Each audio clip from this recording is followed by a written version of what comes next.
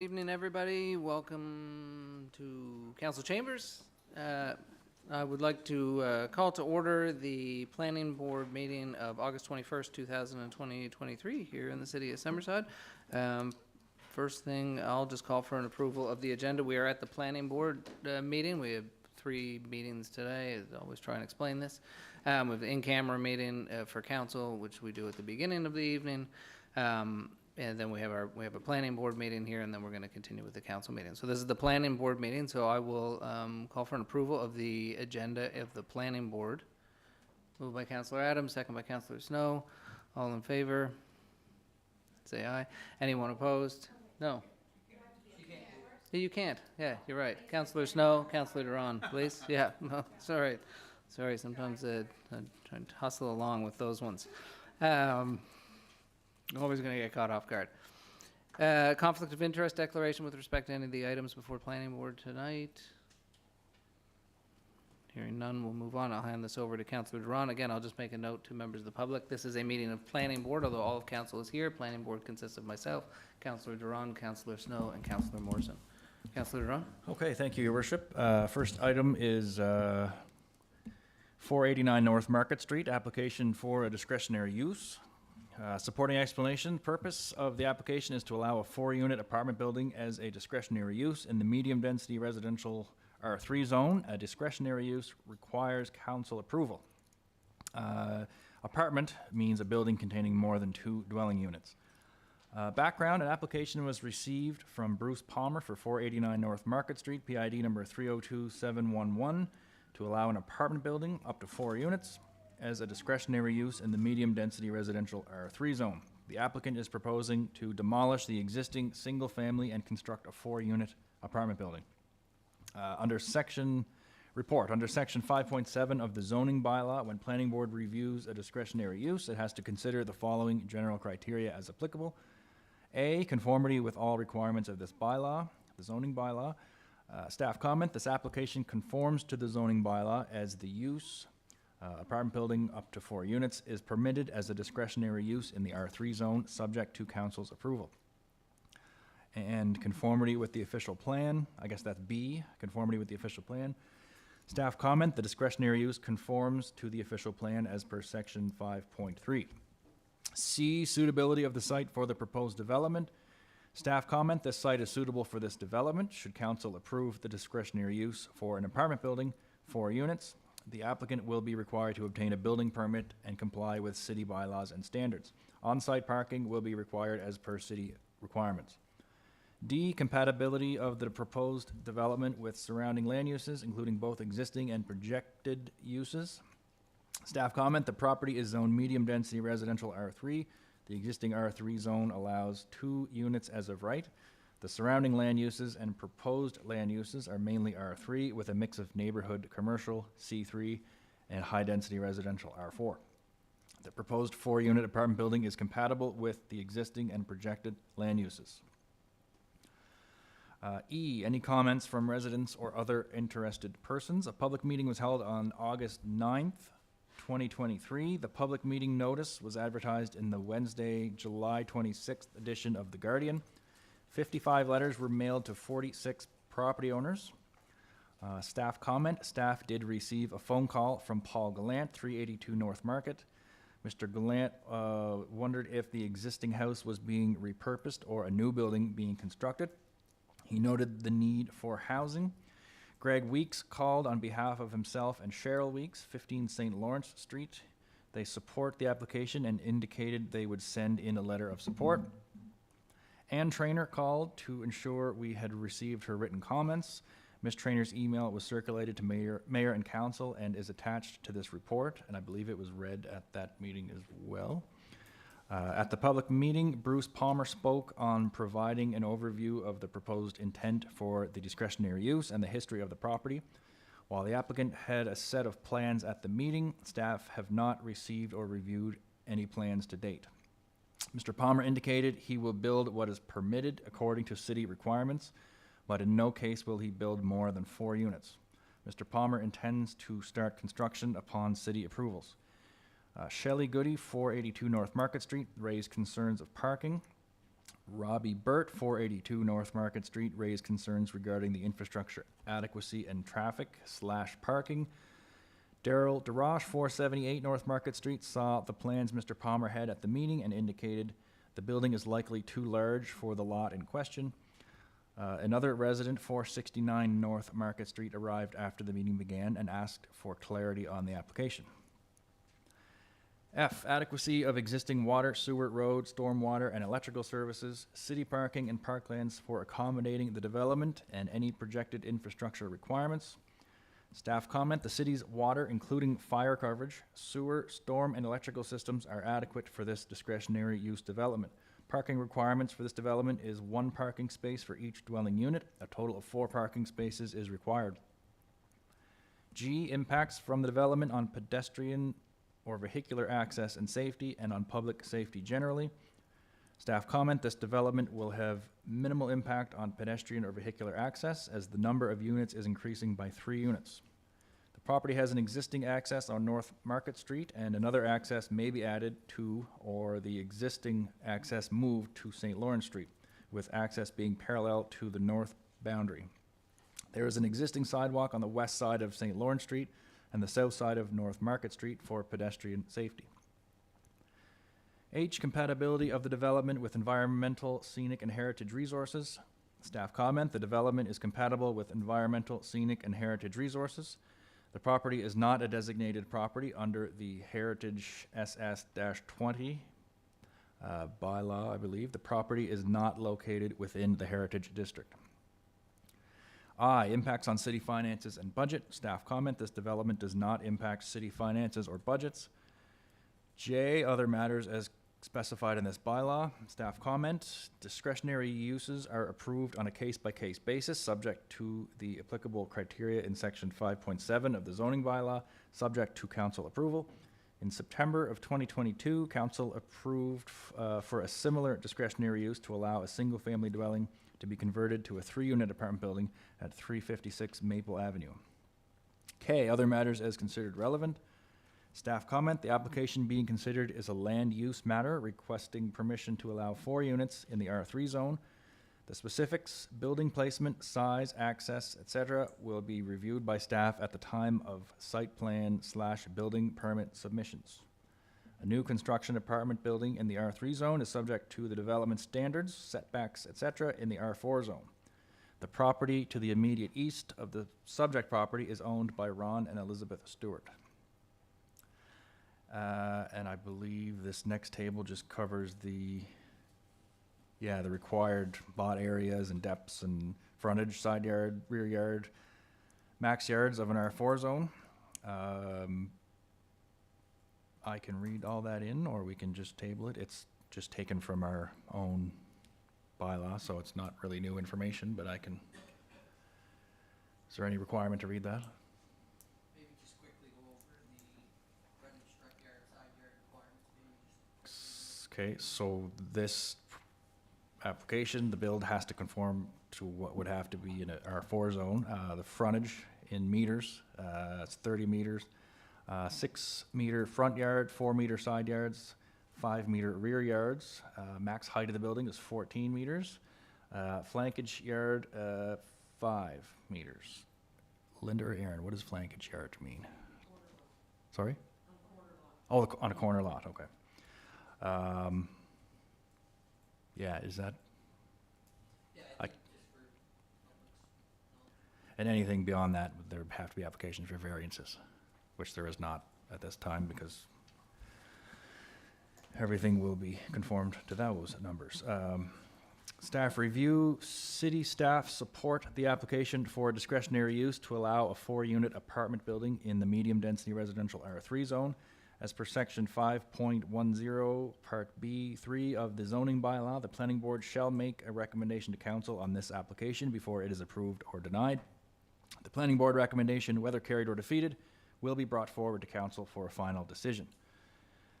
Planning board recommendation, the application received from Bruce Palmer for 489 North Market Street, PID number 302711, to allow an apartment building, 4 units, as a discretionary use in the medium-density residential R3 zone, be recommended to be approved by council.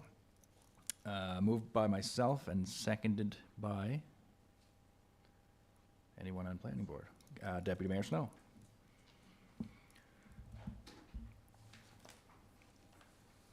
And I will pass it back over to your worship. Or maybe I won't, because this is a planning board meeting, so I guess I can call for the vote. Any questions or anything before we Yep. call for the vote from planning board? I'm curious, so it's a R3 discretionary use, and then, but then when we go to the setbacks, we use the R4 setbacks for frontage, front yard, side yard. What's the difference between the R3 and R4 setbacks? The R3 standards, again, they vary depending upon what you're putting on that R3 lot. Okay. So our bylaw specifies that if you're putting an apartment building in an R3 zone, you follow the R4 standards. There's in cases where if it was a single-family dwelling in an R3 zone or a townhouse or whatever, other standards would apply to those as well. Is there what would, so R3 regular setbacks and R3 lot, what are they Right off the top of my head, for a single-family dwelling, roughly? maybe 2 meters. I'm not sure. I don't have that information with me. Can we get it? I'm just curious the difference between an R4 and R3, the setbacks, right? So we're rezoning an R3 lot, but then we start using, and maybe it makes 100% sense, I'm just trying to make sense of it. Does that mean we get an extra 10 feet closer to the neighbors? Does it mean, like, what's the difference between the setbacks in R3 and R4? So we're not rezoning, we're just doing Well, a no, but we're discretionary use. discretionary use, Yep. but it's currently R3. Yep, it's So we're currently, doing a discretionary use in our R3 zone, but correct. then we start using R4 setback, so I just Yeah, the trying to standards understand. in the R4 setback would be greater than the standards in the R3 The setback. setback would be greater, not less. Correct. Okay, that's close enough. So in simpler terms, in R4, just for information for the public, in this case, the new building, should everything go ahead, is actually going to be further away than it would be if it was an R3 building. Its standards, like you say, are stricter, so it'll actually be, you'll have more yardage. Yeah, yeah.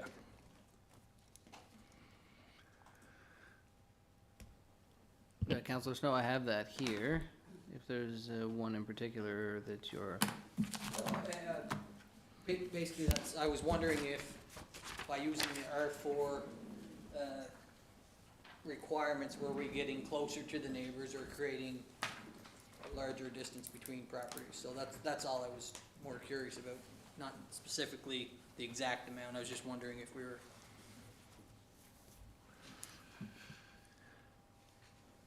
All right. So, again, this is a planning board vote, so I'll speak to it really quickly as well, Oh, sure, Councilor yeah, go Rowan. I ahead. think it's helpful for planning board members to explain their reasoning before they vote. Thank you for presenting the information before us.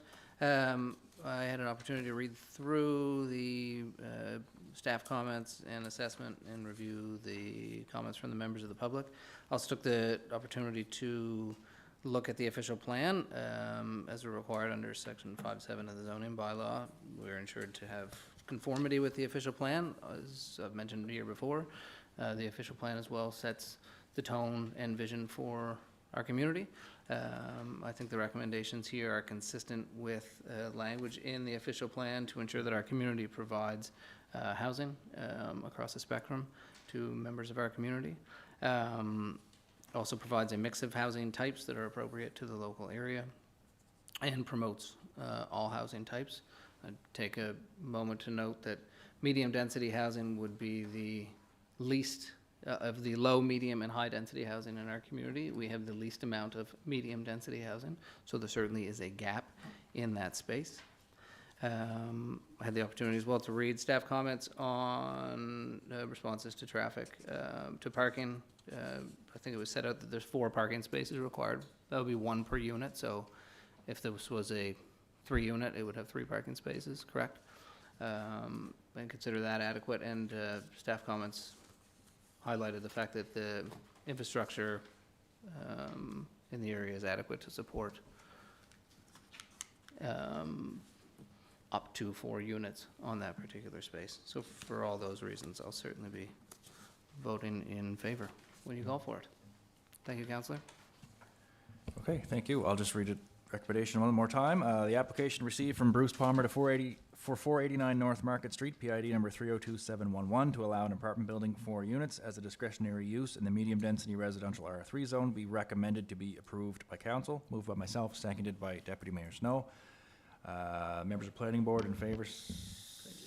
Deputy Mayor Mention Snow? one more thing. Sure, I won't read that again, though. No, you don't have to read that again. I guess I know some of the residents here that are here tonight that had questions. I would encourage them, if they feel anything wasn't answered, they either know how to get a hold of me or can get a hold of me quite easily. If there's any further questions following tonight before the final vote. Yeah, so if there is any further, I would encourage you to get a hold of me and I'll get those answers for you, because they are residents of my area. Sure, and to reiterate, obviously, this is not the Yeah, meeting where the exactly. decision is made. This is just the second meeting in a 3-meeting process, so. Moved by myself, seconded by Deputy Mayor Snow. All members of the Planning Board in favor say aye. Aye. Against? Recommendation carries, I guess, so. Guess we can move right into the next one if there's. Can you give the date for the next meeting? Next meeting, I think will be, is it a special council meeting? That'll be before our committee of the whole meeting on September 5th? It'll be on September 5th, I'm not sure, the meeting starts at 5, I'm not sure the agenda, how it's all. So it could be after. Yeah. Okay, so it'll be September 5th, either before or after our regularly scheduled committee of the whole meeting, and that information will be published and notifications will go out, but just depending on what's on the agenda, it might not make sense to have it before that meeting, because that meeting starts at 5, and that's pretty early, so it will be September 5th at some point in the And- evening. Councilor Duran, the notifications will be the standard meeting notifications, so they'll be not individual notifications that are, Yeah. just for clarity. I do social media posts and Sure, yeah.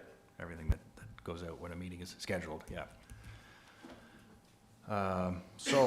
If nothing else, we will move on to the next item, which is 121 Walker Avenue, official plan and zoning amendment application. Supporting explanation, purpose of the official plan and zoning amendment is to allow low, medium, or high-density development. The applicant is proposing to change the use of the land from commercial use in a vacant lot to residential use, Phase 3 Enterprise Avenue subdivision.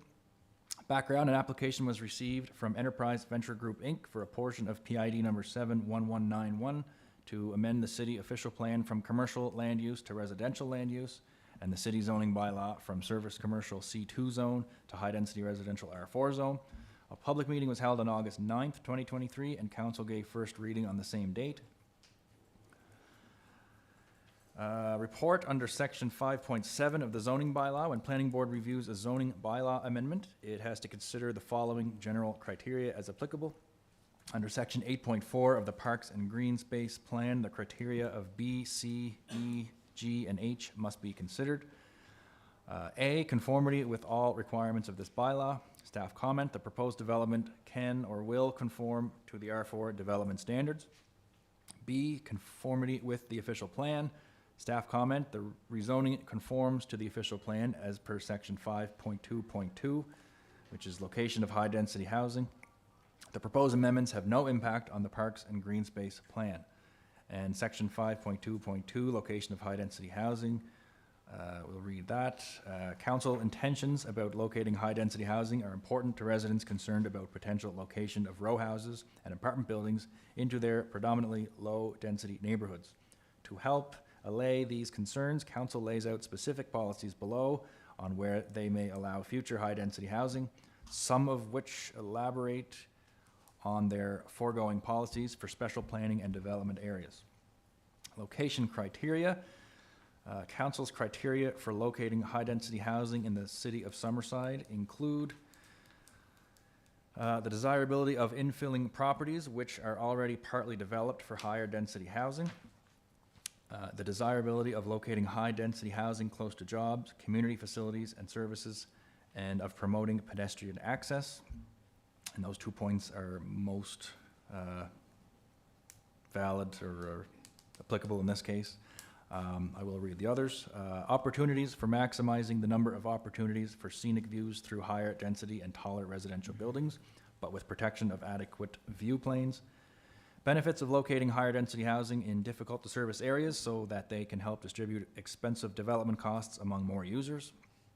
Opportunities for innovative mixes of higher density housing with other residential development in CDAs. Opportunities for recycling older, non-heritage residential properties with higher density development.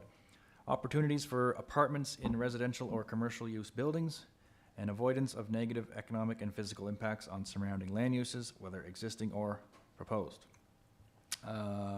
Council's objective is to encourage high-density housing in specific areas.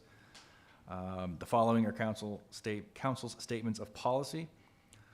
Number one, to promote high-density housing on properties already partly developed for high-density housing, and that is applicable in this case. And the others, 2, consider applications for high-density housing in the following situations. 3, a mix of housing types in CDAs. 4, areas presently occupied by conforming mobile home parks. And for that, you can see Council Policy 5.3.2.5. 5, rezonings in areas presently designated for medium-density R3 zone residential use. 6, areas immediately north of the downtown, defined as Notre Dame Street to the north, Granville Street to the east, Heather Moyse Drive to the south, and Duke Street to the west, subject to no harmful impacts on local heritage housing within residential or commercial buildings. 7, downtown D zone, urban core area, all districts. 8, city arterial or collector roads as referenced in section 7.1 and figure 7-1.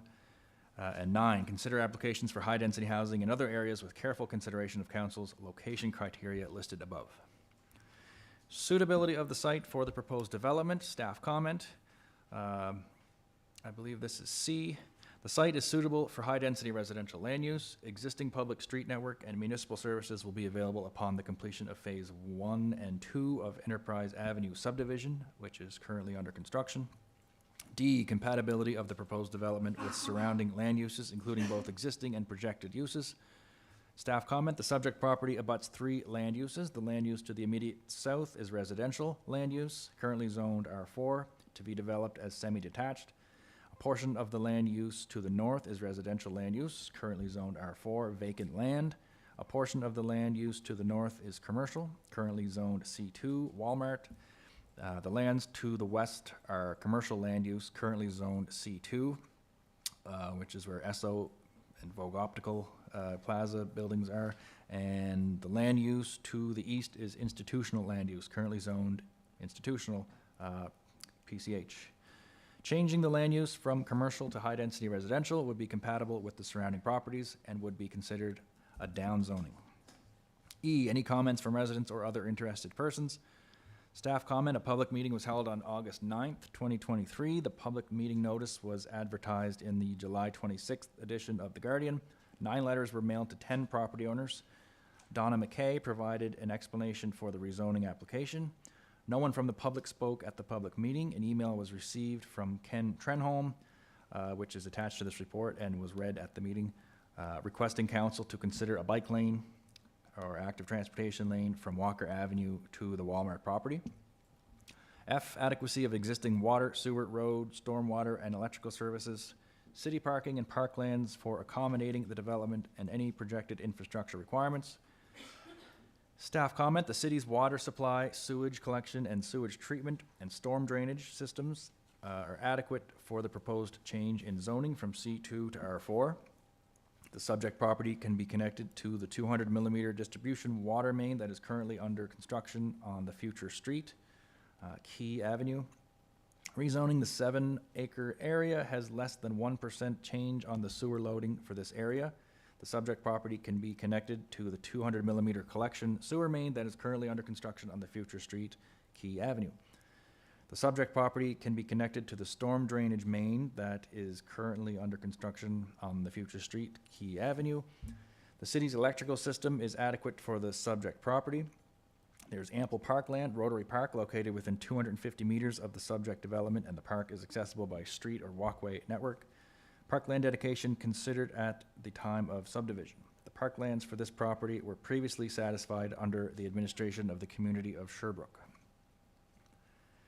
G, impacts from the development on pedestrian or vehicular access and safety and on public safety generally. Staff comment, the subject property, when developed, will have access to the future street, Key Avenue. The land to be rezoned is located north of the Enterprise Avenue subdivision, which is currently under construction. The street is designed as a local city street, having paved shoulders for pedestrians to access sidewalks on Walker Avenue and McEwen Road. H, compatibility of the development with environmental, scenic, and heritage resources. Staff comment, there are no compatibility issues regarding environmental, scenic, or heritage resources. I, impacts on city finances and budgets. Staff comment, not applicable. J, other matters as specified in this bylaw. There are none. K, other matters as considered relevant. Staff comment, the request for the city to consider a public bike route from Walker Avenue to Walmart can be reviewed when the subject property is further developed. The extension of Gallant Street and the future street, Key Avenue, currently under construction, will become public street, which will allow public access.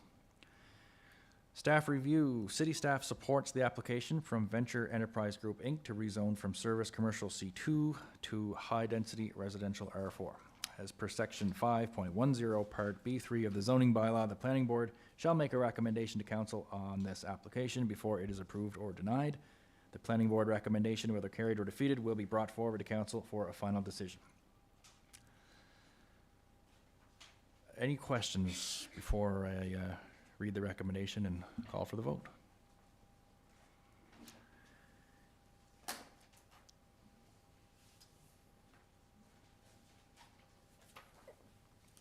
I just have a couple questions here, Counselor, mostly to staff. The first one I have is under page 2 here, the conformity with official plan. It says the proposed amendments have no impacts on the parks and green space plan. What does that mean? When you say no impacts, we're considering the. We do have a Parks and Green Space plan and a list of, or areas that are being further developed, or future trails, existing trails, and there is none through that property specifically, so there's no impact on that plan. The next question I had is on number F here. It says there's ample parkland, Rotary Park located within 250 meters of the subject development. And the park's accessible by street/walkway network. I'm just wondering, is it going to be possible to walk from the subject property on a sidewalk to Rotary Park?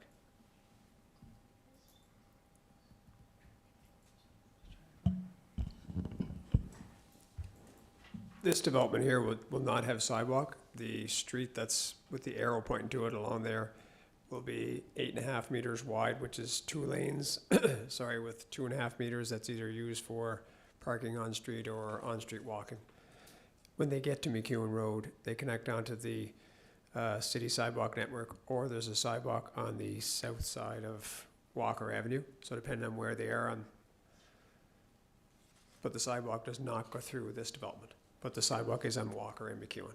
So there's no direct sidewalk out. You can't walk from the subject property by a sidewalk to a park or to another sidewalk. You'd have to walk on the road? On this section that's being developed, yes. Yeah, okay.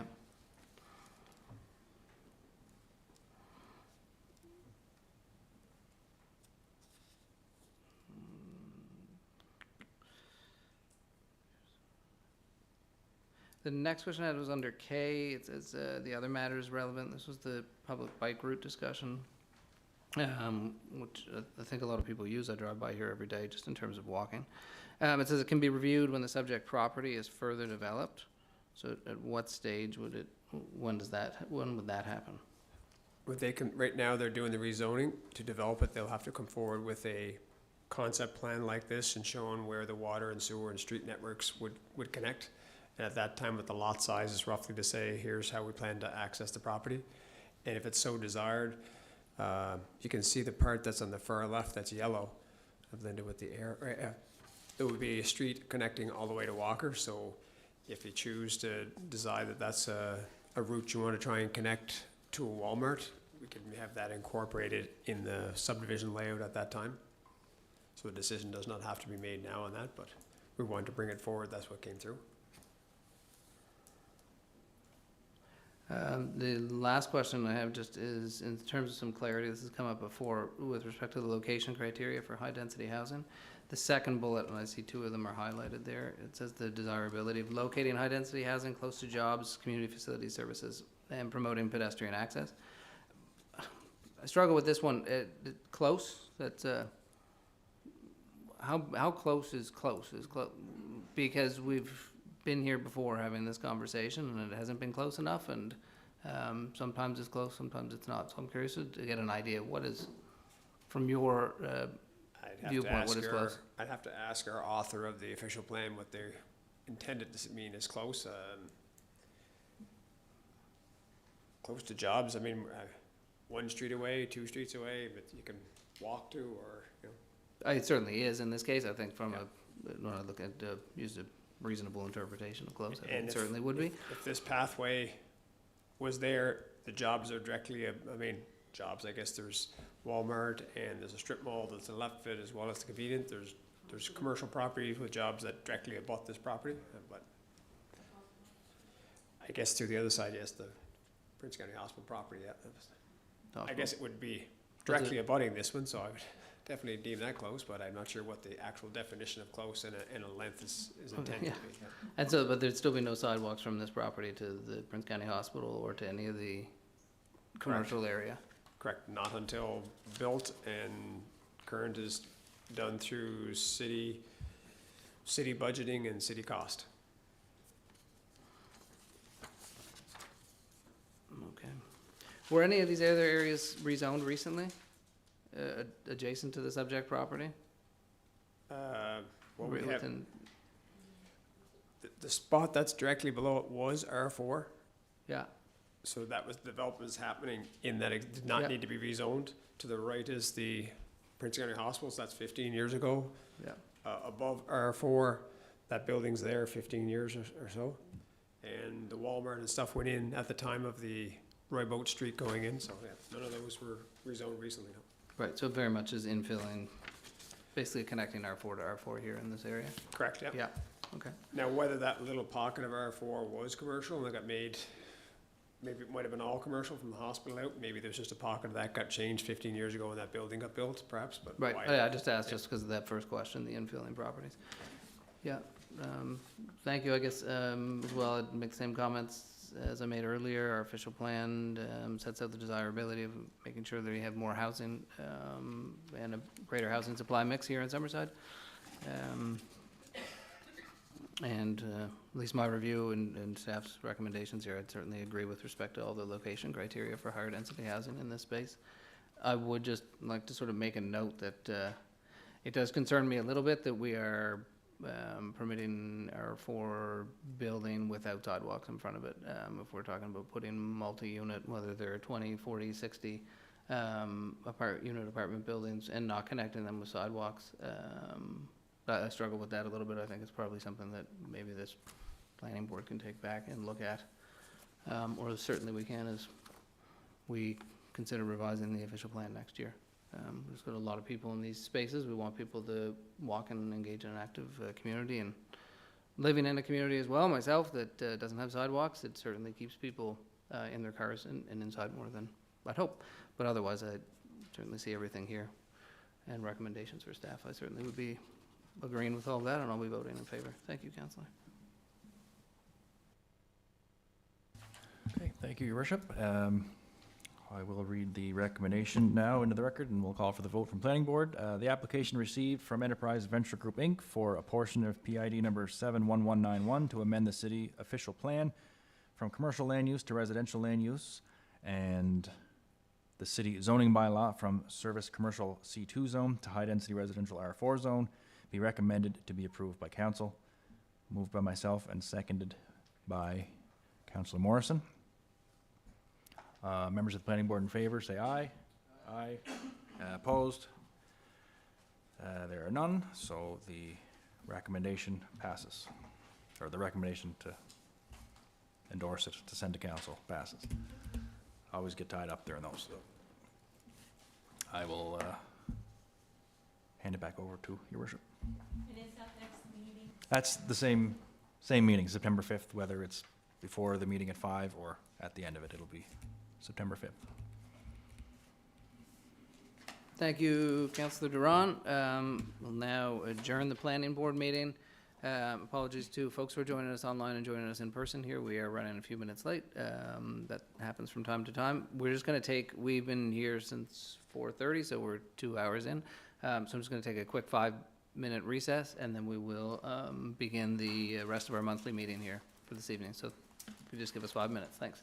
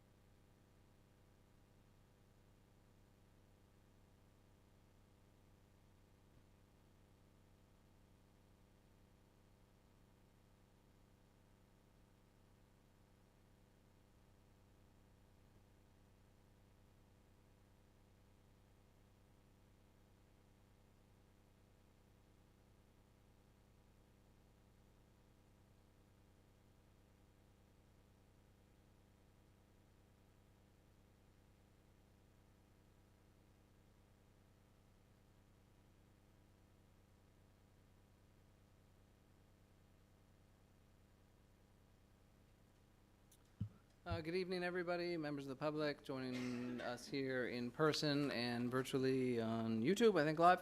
I'm going to call to order the monthly council meeting of August 21st, 2023, here in the city of Summerside, it being 6:49 p.m. And as I said, sorry, apologies, particularly for those who may be joining virtually. We are running a little bit behind schedule with a few items that took longer than expected earlier.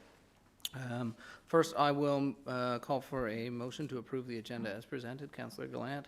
Second, Councillor McDougall. All in favor of the agenda as presented, please say aye.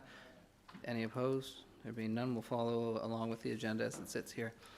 We acknowledge that the land upon which we gather is the unceded Mi'kmaq territory. Abagway is covered by the historic treaties of peace and friendship. We pay our respects to the indigenous Mi'kmaq people who have occupied this island for over 12,000 years, past, present, and future. I'm calling any councillor to let us know if they have a conflict of interest or declaration with respect to any item on the agenda. Hearing none, that will be section 1.1 complete. Next, we'll move into the minutes. I will call for a motion to approve the monthly council meeting minutes of July 17th, 2023. Councillor Duran, second. Councillor Gallant, all in favor of adopting the minutes as presented in your package, say aye. Aye. Any opposed? So carried. I'll next call for a vote with respect to a in-camera meeting minutes of July 17th, 2023. Motion from Councillor Adams, second. Councillor Cameron. All in favor, please say aye. Any opposed? Hearing none, those meetings are also carried. Last, with respect to the special council meeting minutes of August 9th, 2023, call for a motion moved by Councillor Snow, second by Councillor McColman. All in favor of the minutes as presented, please say aye. Any opposed? Hearing none, all those minutes are now adopted. I would just like to draw council's attention and members of the public's attention to one change that we've made in our minutes packages. At the conclusion of the meeting minutes, we now have action items which set out basically any action items that came about from the discussions in council. So it helps council staff and members of the public to be able to look back at the meeting and know exactly what the outcomes were and things that need to get done, and helps the different collection of people who have things to do. Helps us point out, say, hey, where is it? Although some of them are mine, so that's how it goes. Next, move on to item 3, accolades and recognitions. This is the point in the evening where we open the floor to any councillor who wishes to take mention of anyone in particular or group in particular in our community. Okay, I just have one. You guys are going to have to bring some more, so it's not just me. But I did have a call today from a representative at the College of Piping and Celtic and Performing Arts here in Summerside. The piping team representing Summerside, led by Chris Coleman, supported by James and Kylie McCaddy, are in Scotland for the World Piping Championships. They finished 11th, and that's 11th in the world, which is pretty fantastic. So I just wanted to make mention of them and their team. They finished 3rd in the qualifiers. Once again, 11th in the world is absolutely incredible to be coming from here in Summerside, and I know they work really, really hard there, and it's a great piece of our community, so it's a wonderful chance to recognize their success overseas. The next I have item- one, Your Mayor. Yes, good. Thanks you, Councillor Glant. I just want to make mention on Saturday, August 26th, from 11:30 to 1, the Food Box Blitz is going to be happening at Trinity United Church. I'm just going to say the need is great, so whatever you can do will be greatly appreciated. So it's Saturday, 11:30 to 1 at Trinity United Church. Thanks. Thank you, Councillor. Councillor McDougall. Thank you, Your Worship. I'd like to send accolades out to the College of Piping and the Harbourfront Theatre for the phenomenal programs they put on this summer. The shows, the Highland Storm was great. The other shows they had there. Yesterday attended a couple of the programs at Harbourfront Theatre. The Catherine McClellan show was phenomenal. And yesterday, the Natalie McMaster and Leahy family was awesome. And I just want to thank them and congratulate them for taking that entertainment to our community. Thank you, Counselor. Now we'll move on to public presentations, petitions, and delegations. There are none scheduled for this evening. The next item, number 5, appointment to committees. There are just two quick appointments here. I'm going to be appointing Councillor McDougall as vice chair to the newly formed committee for welcoming inclusive diverse communities. That is chaired by Councillor Cameron. The second is the appointment of Councillor Morrison as vice chair to the Downtown Revitalization Committee. That committee is subject to a name change based on Councillor Snow and Councillor Morrison, your discussions going forward. And so Councillor Morrison, I'm appointing you as vice chair to that committee. Next, I'll be handing it over to zoning applications and resolutions, and this is with Councillor Duran as chair of the planning board takes over. Thank you, Your Worship. Flawless transition, as always. Okay, so, number of resolutions this evening. Zoning amendments, first of all, for 674/678 Water Street East. This is for an application that was previously rescinded, and that was rescinded due to we'll call it a procedural oversight. So we're back at meeting number 1 now for that application, and we are just going to go through the process again and make sure we cross the T's, dot the I's. So, background, the City of Summerside has received an application from Strategic Holdings, Inc. for a portion of PID number 73536 and a portion of PID number 72421 to amend the city zoning bylaw from single-family residential R1 zone to high-density residential R4 zone. The purpose of the zoning amendment is to allow row housing and/or apartment building or buildings in the proposed R4 zone. The proposed zoning bylaw amendment to change the zoning from single-family residential R1 zone to high-density residential R4 zone. The application was advertised in the August 9th, 2023 edition of The Guardian, and letters were mailed to property owners within 60 meters or 200 feet of the subject properties. Single-family residential R1 zone, which is the current zone. The purpose of this zone is to provide for low-density, single-family housing and other compatible uses. Permitted uses in the current residential R1 zone, subject to bylaw requirements, single-family dwellings, accessory buildings, and assisted living. Discretionary uses, subject to council approval in the current R1 zone, medium child care facility, conditional uses, subject to a development officer approval, home-based businesses, secondary suites, and tourism establishments, vacation rental properties. High-density residential R4 zone, which is the proposed zoning.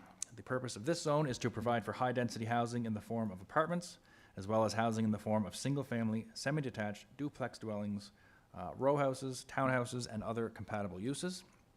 Permitted uses in the proposed R4 zone, subject to bylaw requirements, single-family dwellings, semi-detached dwellings, apartment buildings, boarding houses, accessory buildings, assisted living, duplex dwellings, group homes, medium child care facilities, rooming houses, row houses, townhouses, community care and nursing home, social services agencies.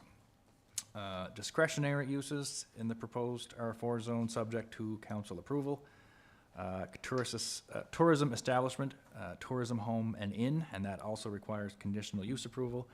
And the conditional uses in the proposed R4 zone, subject to development officer approval, are home-based businesses, B&B and vacation rental properties, and secondary suites. Now, I am going to flip the next 2 items just because the explanation of the process, I think it was sort of stated during one of the last meetings that it's probably a good idea to put that higher up in these applications so we have an idea of how the process goes right from the beginning. So I will read the explanation of the process and then we'll go backwards to comments and questions. So in order to process a zoning bylaw amendment, the following steps are required. Step 1, the zoning bylaw amendment is read a first time and declared as read at a first council meeting. And step 2, the zoning bylaw amendment is referred to planning board for review and recommendation. And those two steps are taking place at the same meeting of council this evening. Step 3, planning board reviews the application and prepares a recommendation to council. Step 3 takes place at a planning board meeting, or at the planning board meeting. Step 4, the zoning bylaw amendment is read a second time and declared as read at a second council meeting. And step 5, the zoning bylaw amendment is read to be adopted by council. The resolution will be either carried or defeated by vote of council. If the zoning bylaw amendment is adopted by council, it is sent to the Minister of Housing, Land and Communities for signature, and the amendment becomes official. And those two steps, 4 and 5, take place at council's second meeting. Please note that in accordance with section 5.20 of the city zoning bylaw, any person who is dissatisfied by a decision of council in respect of the administration of this bylaw may appeal council's decision within 21 days to the Island Regulatory and Appeals Commission, IRAC. So we will now go backwards and invite comments and questions. Do this in 2 parts. We'll do one if the applicant has any presentation to make or comments to make, and then following that, we'll allow the public to do the same. So I will invite Nathan Kember, the applicant. If there's anything that you would like to state or present, please do so now.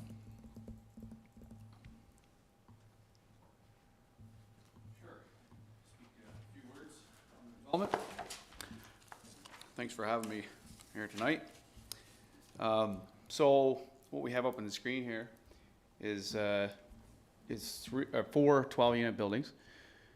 And the street that, I don't know if you remember back in 2019 when we discussed about the 59 unit that goes next to the Gillespie extension that comes down beside the new City Plaza. And the road will be straightened out and whatnot over to Gillespie beside the Shell. So this is just off that side of that road, which we plan to put in this year. And this land just goes in behind the new city, which is a portion of C2 and R4. Now, we probably heard Dan on the news tonight speaking about the housing crisis. So here's kind of a little bit of our efforts to respond to it. I've built a number of buildings in the city over the past couple of years and try to help out. And this is just another part of the effort. We're presently building another 12 unit at the front property, just a couple properties over beside the Ben's Bakery building. I think this is a good barrier kind of entering into the city. You kind of come to Reed's Corner, you come into the city, a lot of people come up Water Street, and you have, which we see a lot of R4 happening on the right hand side. You get the R1 on the left, a lot of single family dwellings coming into the city. And then a nice barrier between that and the commercial, which we have the new City Plaza, Shell, Kia, Furniture Gallery, Standard Auto Glass, and a number of commercial properties, and the realty companies there, Royal and Century 21 and College of Piping and many other commercial businesses. Kind of the barrier between us is with the Cameron building next door and the province across the street, and then kind of our residential development here. It's kind of a nice barrier kind of coming forward. Now, I know there's 2 pieces of property we're talking about, this PIN number here and behind the mall, and as well the other part that is right beside the R4 that was rezoned last time back in 2019 or 2020. So that property borders a lot of R4, which is kind of the barrier between the R1 coming into the city and the commercial properties, kind of to your left there if you're looking at the screen. So, like I said, it's a nice barrier. Now, this R4, the nice thing about R4 is you can build duplexes. Now, if you ask me how many, single families have you built over the last number of years versus duplexes, duplexes are becoming more and more normal. As you can see that in Starlight, it's all duplexes. Go down Putter Street, it's all duplexes. And maybe a reason for that, with the interest rates not helping, affordability, maybe 1, 2, they're very nice to live in. They got a garage and whatnot. And it's a nice place. So, or a nice place to live in is a duplex subdivision. There's many unique styles that people put on them, and double car garages, 3 bedrooms each side, 2 bedrooms, 2 baths, whatever they wish. They can tend to build it on a lot that's 90 feet wide, 100 feet deep. So, or so. So that property there I see as a stepped approach. So you got the apartments on the back, you get the Cameron's apartment, you have our 59 unit and the 12 unit, and these 12 kind of as a barrier between the commercial and the R1. Now, as we come down to the water, the plan is to step down the buildings. I know Dan had questioned me on that last time. So why the stepped approach? The bigger, larger buildings will see over top of the smaller ones, and then they can see the nice view there at the harbor. And two, I think between apartment buildings, obviously responding to the housing crisis, and also the level of affordability for homes that people actually want to buy. As you've seen in the past, back in 2019, duplexes were selling for probably $280,000 in Summerside. Well, if you look today, you're looking anywhere from $360,000 to $400,000. So things have changed. Things are changing. Material costs are going up. So the people have to respond. And with interest rates, interest rates on $400,000 is a $2,500 a month or so payment with interest. So you get your land tax and everything on top of that. It's cheaper to rent. So that's probably why we're seeing that. So I think that's a good development for the property. Most of the St. Clair Road is, or almost more than half of it is also duplexes. So I don't think it's out of the question. I don't think this is out of the question for this development that it would be R4. I think it would fit well. Back to the 412 units behind the mall.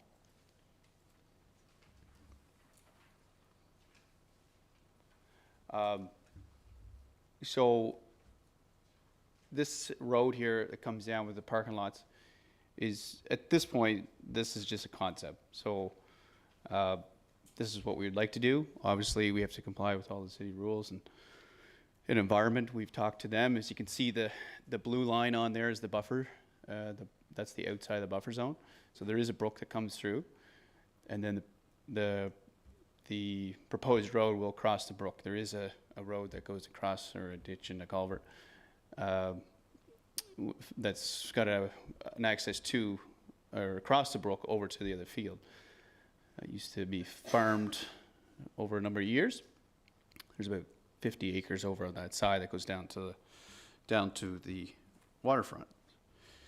So, I think I want to clear some stuff up from the last couple meetings. I think people may not know who I am. I know I was back here in 2019, but just I wanted to say that my interest is in the city.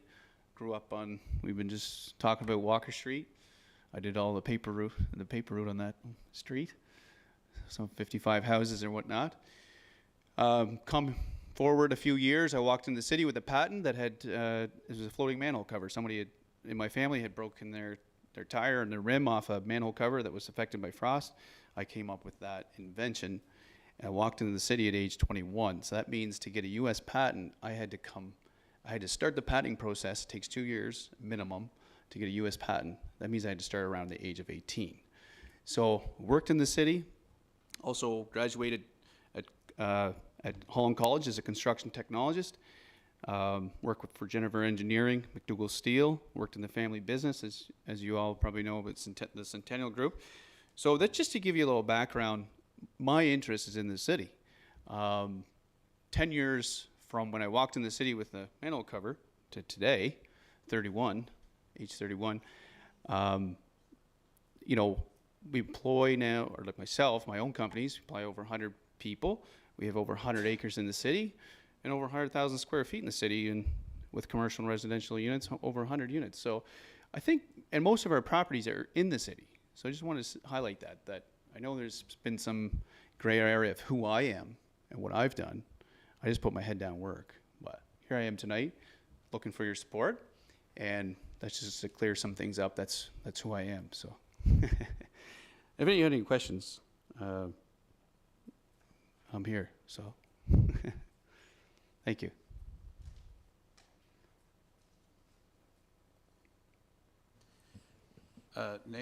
Nathan? Yeah, go ahead. So you're proposing that the bigger lot that's being looked at there is going to be a mixture of our bigger units and R2? Yeah. Yeah, Well, the R2 putters is all R4. yeah, It's, we put covenants in place Yeah. to restrict what they can build.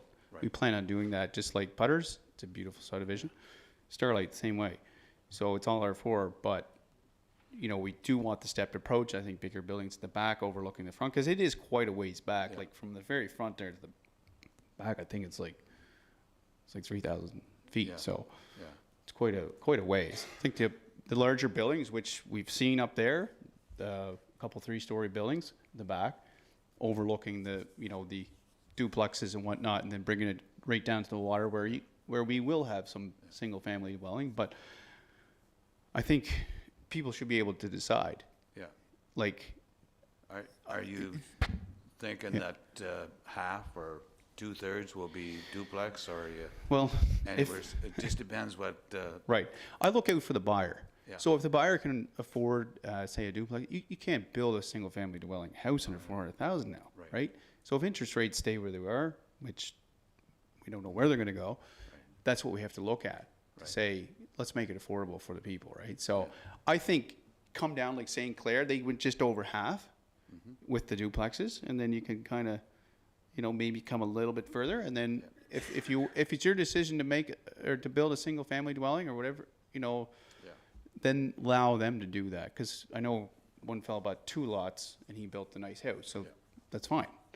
okay. But we've seen it with Starlight and Putter Street that seems the way things are going. So Okay, thanks.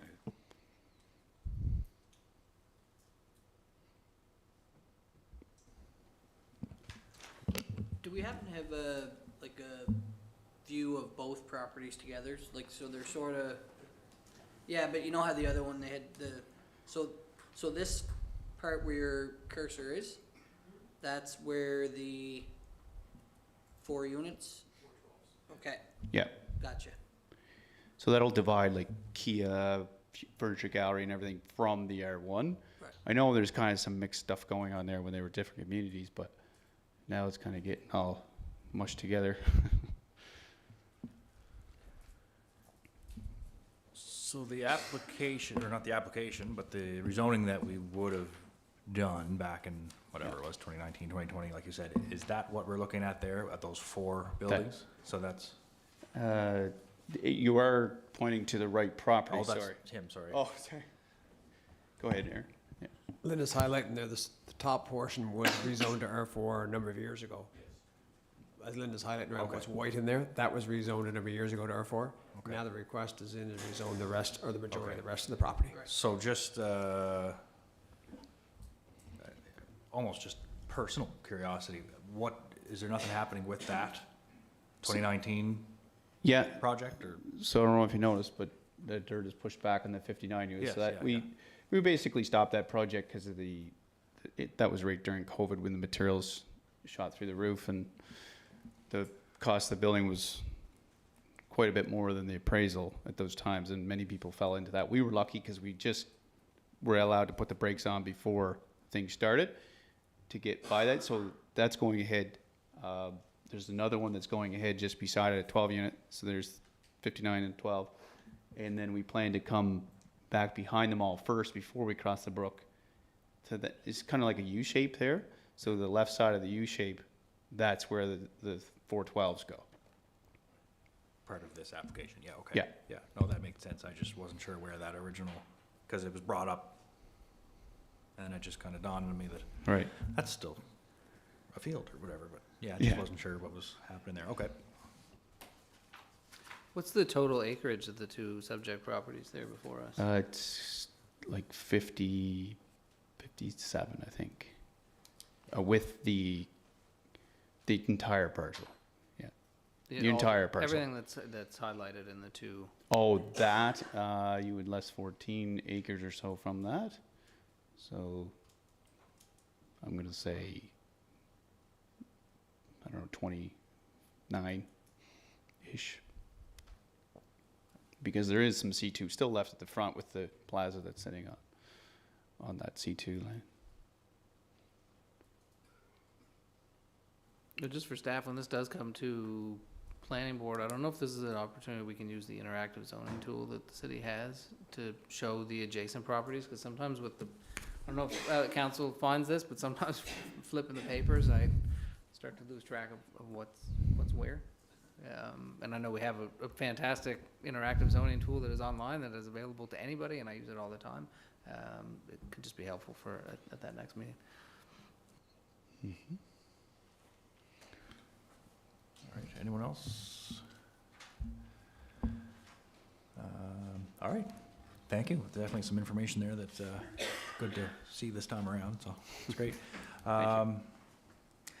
Anyone, if there's anyone from the public, now's the time. We'll invite you to ask questions or state your concerns or comments, and I'll just, I guess, if there's anything that you would like to address to the applicant, Nathan, if you wouldn't mind, like, just coming back up or grabbing a microphone or something, just so you can respond that way. And if there's any questions or anything that can't be answered this evening, due to just, the nature of whatever the questions might be, staff are taking notes, and we will report back with a lot of those answers that we might not have tonight at the next Thank you. next meeting. So if you don't mind, just state your name and address for the record, and I'll hand it over to you.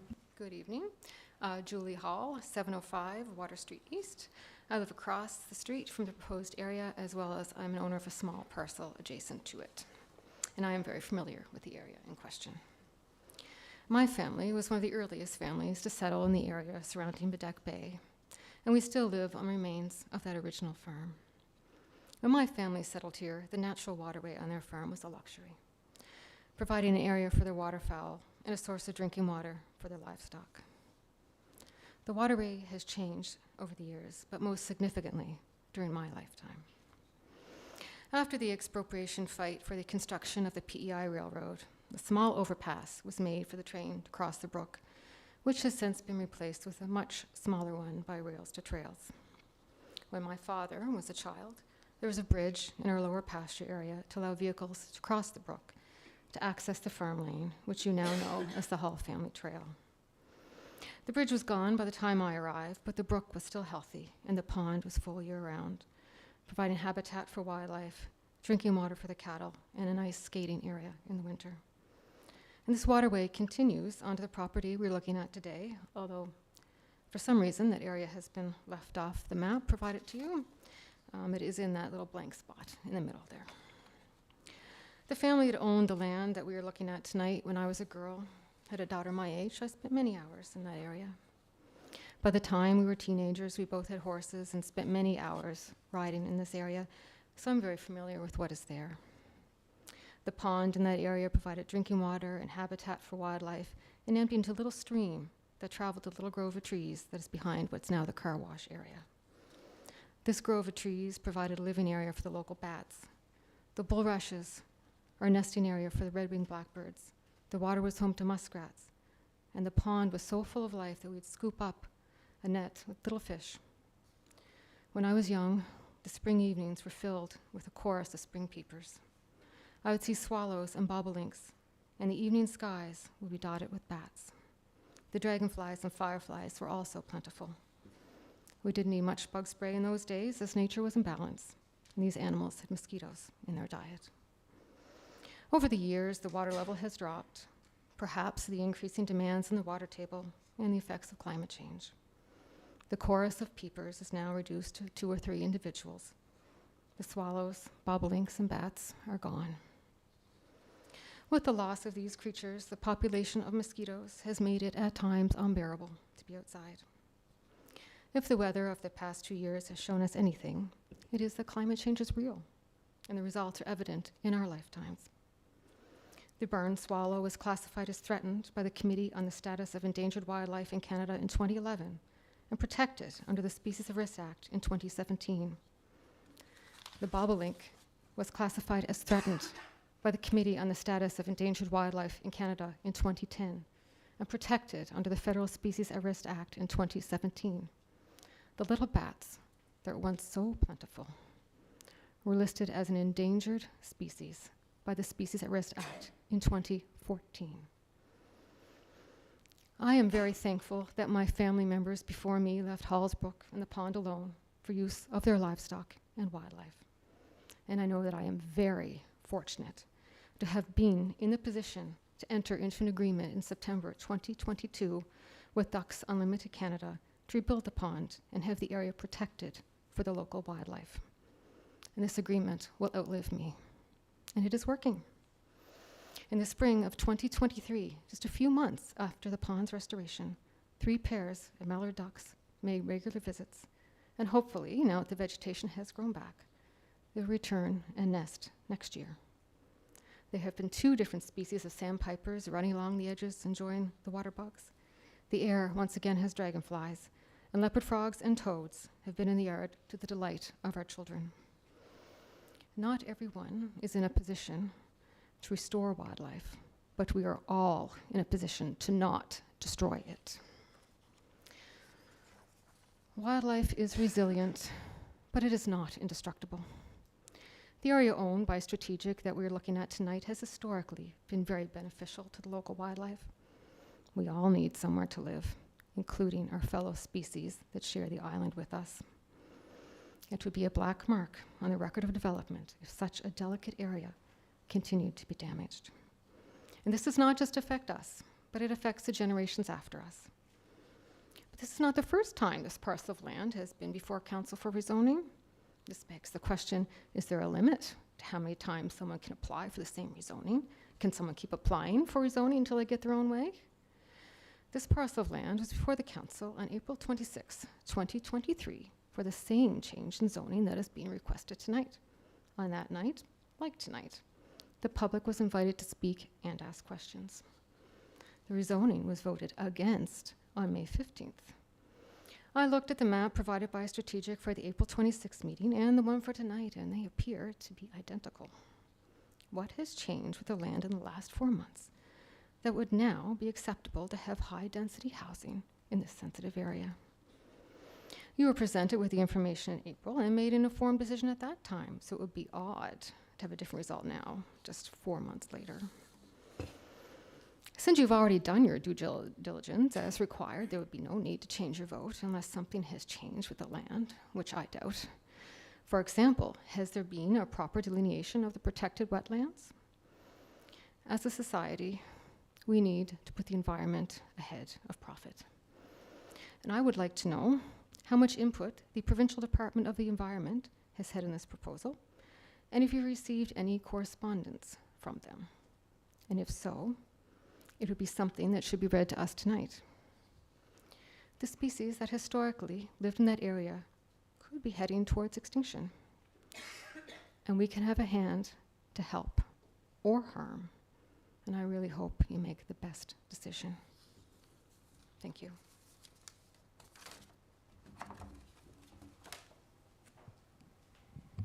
Thank you very much. That was very well presented and obviously very well thought out as well. So thank you very much. Just to answer 1 or 2 of those questions, I know that when the report comes back from staff, there is a section on whether or not wildlife resources, I think there's a component to that, so that will be addressed. And the provincial wildlife component, anytime a zoning is approved, it does go to the province. Since we don't hold the jurisdiction in that, I guess, that subject, at a city level, we don't determine whether something is approved in terms of, wildlife habitat and everything. That goes to the province after the city component. So if something is approved by the city, that doesn't mean necessarily that it's going to be automatically approved by the province, because they do handle that part. And Linda and Aaron, if I'm sort of not saying this in the right way, by all means interrupt. But I think that's all. The question I was going to sort of relay from you to staff here is, because I think it's a pretty standard answer, how many times or how often can somebody apply for rezonings? Is it like every 12 months? Like if it's denied, If it's, you can apply to rezone after 1 year or within the 1 year if there's a substantial change in what you're being asked, what you're changing. So if it's the same application that was denied, you have to wait a year. Okay. And I guess my last point, in an attempt to answer one of your questions, the reason why it's back tonight, we as a city, as a council, we took the initiative to rescind that original application just because we were made aware of just a simple procedural error that we made during the process.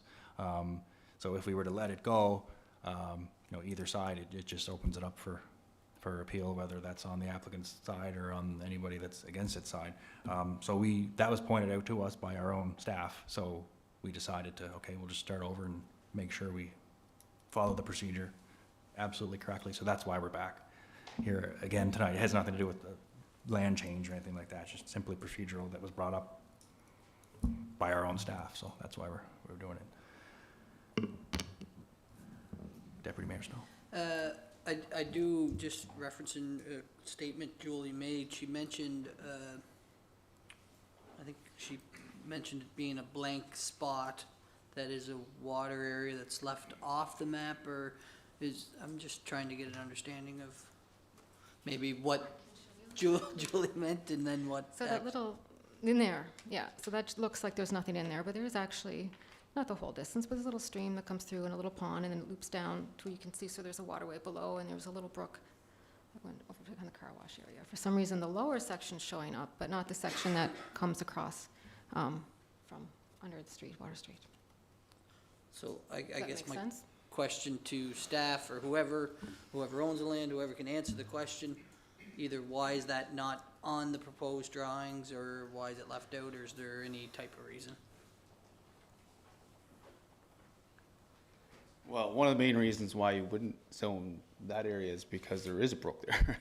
So I've been, in 2019, just jogging our minds here, I proposed to the city at that time.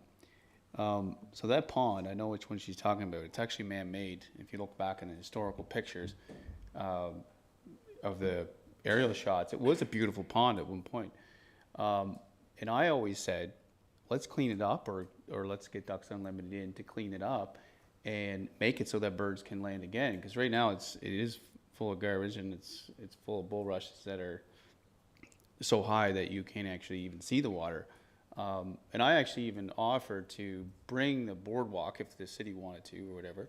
They could just bring it down this, off the side of the brook, kind of like they did in other areas, to bring it down and do a loop. There's lots of protected land, even the line there where the inlet, that's all protected land, and you could bring a nice boardwalk along there and have a nice scenery. Because my idea of a brook and a pond coming through the land it adds beauty. It's beautiful. And if you were living in an apartment, you would want to come out and maybe sit by the pond, have some benches there. I know they did a really good job on cleaning up the pond over by the rink, the one right by, was it? Yeah, the ice pond. What's that pond's name? Not Merch Bank. That pond. But anyway, it's over by the old. It's the Heritage Ice Pond. Heritage, yeah. By the Johnson's Tire Building. They clean that up. They put a nice walking trail around it, and they can enjoy it. And the ducks can actually land. Right now, they can't land in that pond.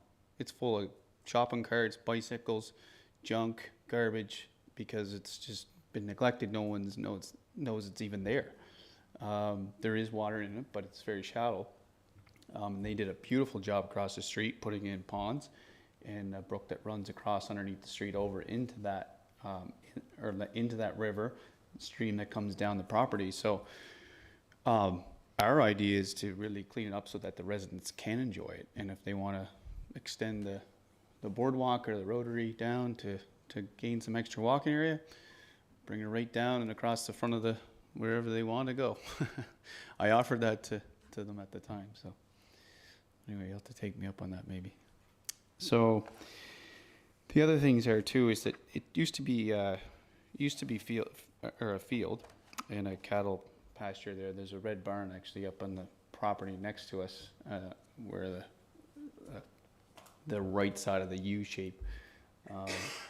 So there's a red barn up there. That's where the cattle barn used to be. And it used to come across, and there's still fence posts and stuff in there that show where they farm. They farmed the lower field, and then the cattle pasture and whatnot was up at the upper part. And there's if you look at the old aerial shots, there's fence posts that go across there that divide the two, and you can tell where they were. On the other plan, Lynn, if you could show the other one where the units are. Okay, so see, it shows the brook coming down there. Yeah, right there in the buffer zone. So we're quite a ways away from that. And then where there's an existing road, it's shown on that drawing right there where that laneway crosses the brook, just up above where we're proposing it, right there. Now the pond it's above that quite a ways actually, and you'll see in the old aerial shots, they put a bank there and they banked it up and they made a pond to I'm not sure why, but maybe they were using it for irrigation for the fields or whatnot. But anyway, there is a man-made pond or a dam there that catches water.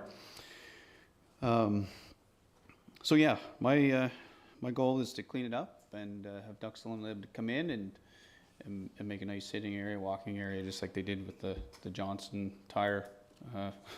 What's that pond called again? Heritage? Heritage Pond. Ice Pond. Heritage Ice Pond. Okay. Yeah, they did a beautiful job of that. Thank you. Council, I just have a procedural question. If, this is to staff, I guess, if it's possible to read in the public comments from the last time, I wouldn't want to have a situation where a member of the public provided comment to council when this came forward before, and it gets missed in this case. So I'm just wondering if staff, are we able to do that if someone has not come back? That's a question you're gonna have to take up. I'm not sure what the procedure is in that for comments that were previous.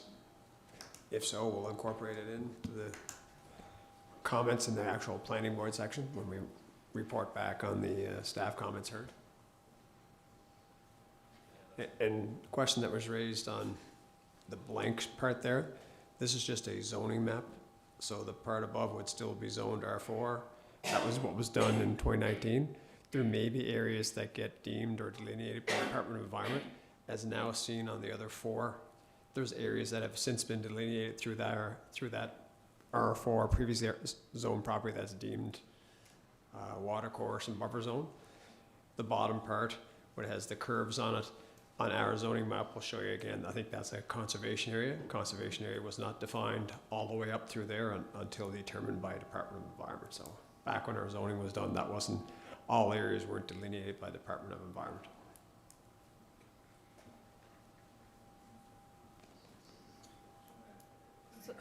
I'm assuming since it's a new process commencing this evening, that the past comments wouldn't get read in. But that's a procedural item I'll have to confirm, but my initial thoughts are that it wouldn't be, there'd be no carryover of past commentary, but I'll have to check. And that would be okay if we read them in next time? If you find out between this meeting and next meeting that they should be read in? Is that appropriate or is that not? I have to confirm that, but that sounds reasonable, but I'll check. I just have two things. So, Mayor Dan, with this, Julie, how you had mentioned that something is just not showing there, and Aaron, you had mentioned that it's just because it's a zoning map. So would that be going back to what you said, Mayor, that we should maybe be using the other interactive map to actually get a look at what's around there as opposed to a black and white? Yeah, that's it. That's really it from the planning board. As a member of planning board, I think at the next step to have a little more, sometimes some colors, some of the visuals, and using the interactive map allows us also to zoom out at sometimes and have a better understanding of what we're talking about a pond. It certainly helps to talk about it as opposed to seeing a blank space on Even the Google, like I'm just on it now. Yeah, The Google the Map Google Maps. satellite, you can see everything clear as day where the stream is and the little pond. I just had another quick question. So this is 674/678, I believe. So when you look it up on the provincial address locator for civic information, 674 comes up, but 678 isn't recognized. So how does that work for? For the purposes of our files, instead of putting 0 Water Street East, we assign it Okay. a civic number. So that's what it will be whenever something. Well, Gillespie Avenue, if it's extended, it'll come down, so Okay. those lots would be off of Gillespie Avenue and take on those addresses. Okay. Excellent. Thank you. All right, if there's anyone else, obviously, in our gallery that would wish to speak, by all means, just, if you don't mind, just state your name and address and Yeah. carry on. Good evening, council. My name is Randy Petrie, 280 Kepic Road. The lady that spoke before, she's very well spoken. She addressed a lot of questions and a few council members that I was going to ask tonight. But there's still a few questions.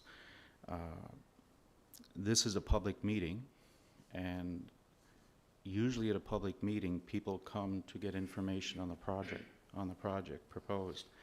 The maps are very confusing. So when I look at the map that's up there now, I see a map, I see lines to it. It's a bit confusing. The two maps should be together. The public should be fully informed tonight of what they're looking at and what we're looking at having approved. When I was here last at the April 26th meeting, the May 15th meeting, there was a map provided behind the mall. I don't know if you can bring that up, behind the New City Plaza Mall. That has completely changed from the map that I had at the time. That's only 2 months. We're now looking at 4 12-unit apartment buildings. We weren't looking at that previous. It's only been a couple of months. If you're looking at changing it from a low-density zoning to a high-density zoning, this is part of the problem. Because when people leave here tonight, you're changing the zoning. But we don't know if those 4 12-unit apartment buildings are going to change to something else. We just don't know. They're up there tonight, but they weren't up there 2 months ago. So that's a problem. The lady that spoke before me, she brought up some environmental possibly issues with the property. When I attended council meeting last time, that was brought up by council members.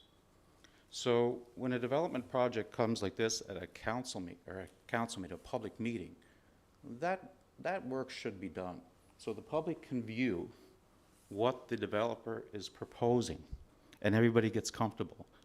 Nobody is against development. Nobody. Everybody wants to see things flourish. Everybody wants to see things, housing develop, etc. But we want to see it done in a responsible, respectable manner. The application here tonight, from a public perspective, I would suggest, is not complete for the public to see. I don't know after this evening if an environmental assessment comes in from the province, etc., does the public, after tonight's open public meeting, have another opportunity to address that? My understanding, unless I'm wrong, they don't. And it's completely left up to the planning board and council to see it through. That's why it's so important in any public meeting that you have to have all the information here, the plans, so the public can see it, get cozy with it, like it or not, and address the concerns. I don't see that happening here tonight. I don't see that. And that's why I would suggest a lot of people get frustrated. I'm one of them. I'm one of them. I was here in May. I was here. It's all changed again. Correct me if I'm wrong, please, but there was some wording used here tonight, and I'm listening very carefully, that the previous application was rescinded. To my knowledge, it wasn't rescinded. Rescinded means to pull back. My understanding, it was voted down. It went through the planning board process. It was recommended by planning board. It went to the first, second, and third reading. It was voted down. It wasn't rescinded. I can answer that right now if you like, or I can wait till you're. No, go ahead. It was the resolutions that were rescinded, and it was within that 21-day kind of period where appeals can come in, so Yeah. it wasn't the application that was rescinded, it was council's resolution. The planning board resolutions? No, the council resolutions. All of council, I guess, defeated. Yes. We rescinded those within the 21-day period. Okay. After the vote? Yes, yeah, after we voted. Okay. Yeah. Just, if you could help me just understand that. After the vote, what difference would it make? Well, after the vote, staff made us aware of just the procedural, probably one or two procedural errors that were just made during the process. Right. And if we were to not rescind them and just allow that 21 days to expire, either the applicant or, what's the opposite of applicant? Appellant, on either side, Okay. could have appealed, and that would have given them pretty successful grounds because council didn't Okay. follow procedure. So we rescinded it because of an error in procedure, and now we're back to make sure that the procedure is followed out correctly. Okay. That being said, so we're back tonight before council, public meeting, same property, same PID number, same applicant, et cetera. So, question I would have, as the lady before me had, what was the, I'm at a loss, what was the procedural matter that's different then than it is now that we're missing? It was voted down then. The application is back this evening. What is the procedural matter that is different then than what it is now that I can't see? So I think one question that I would have first, maybe to our deputy CAO, does rescinding resolution, I don't know if it's legally or whatever, does that mean it never happened, or does it just, like an annulment, you know what I mean? Like, that's why we're back, at the first It's my step. understanding that it's Did we essentially annul it? stricken from the records and it's But the it did applicant's- happen. But it did happen. It's on record. It did Oh, happen. so did my parents' marriage. And it's recorded. In the And eyes it of the is law, it didn't. recorded.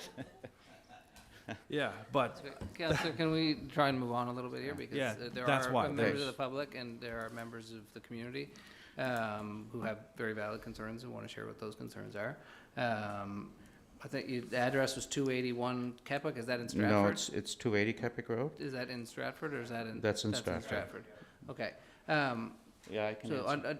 and any issues with the procedure with respect to the procedure that we have to follow, also you can share that with the provincial government who establishes what the procedures are Sure. that we have to follow. So, council failed to articulate fully its reasoning, so council made a decision to rescind, that was fine, and here we are back again, so. Okay.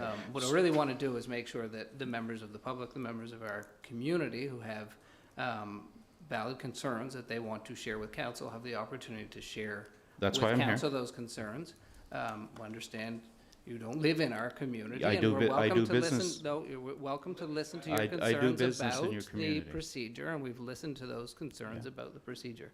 If there's anything specific to the Yes. project and how it relates to you in Summerside, you Yeah. can share that, but I do have other members of the public here who want to also speak. Okay, so I do business in Summerside, number one, and the lady before me is another question I had. So by rescinding the previous application, my understanding it is when an application is before city council, that was one of my questions as well, that the applicant has another year before they can reapply, and he's back here 2 months later? well, I think the fairly obvious answer to that is, like I said, when we rescinded it, it's like it was stricken, it never happened, so. Right, okay. So, If that 21 days expired and it was, it was defeated and, nothing happened and a year went by, he would have to apply again. All right. So Or he that's would be allowed to. pretty well that's all I'm gonna say tonight. I got the information I needed, but I will leave council with this, that the application did happen.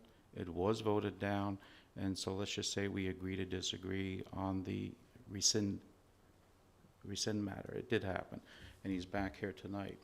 And everybody, Mr. Kember said, everybody in the community may know who he is, or so he says. Corporations certainly doesn't know who he is in Charlottetown and for the province.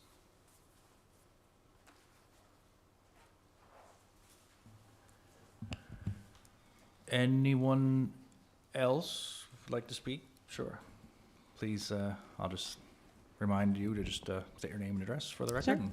Hi, I'm Krista Hickey, and I live at 382 Hunter Avenue, but I own PID 73544, which is found both north and south of Strategic's PID 72421. So all depending on how surrounding land develops, I hope to one day have a home down on the waterfront there, so I do have interest in this application.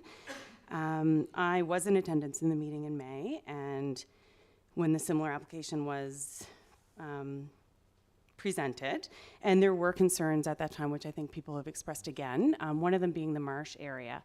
I'm very, very familiar with this land because it was owned by my family prior to Strategic owning it. So all of these concerns that are brought up were concerns that my family had considered for a long, long time. So there is wetland, and the pond that we're talking about earlier is in that other portion that's not really being considered tonight. And then there's, of course, wetland down on the south end of it. But wetland, as most of us would know, are regulated by setbacks. And so regardless of whether you have an R1 land or R4 land, there's going to be regulations that you need to consider and abide by when you're developing. So I do feel that the province has done well to preserve these wetlands. And so my concerns are diminished with that. I do share Julie's concerns. I certainly want to respect everything that Julie has said, so I'm not sort of speaking against that, but I do think that it's protected in its own already. I have a question though, because we're talking about wetlands and preserving land and that kind of stuff. Like it's already.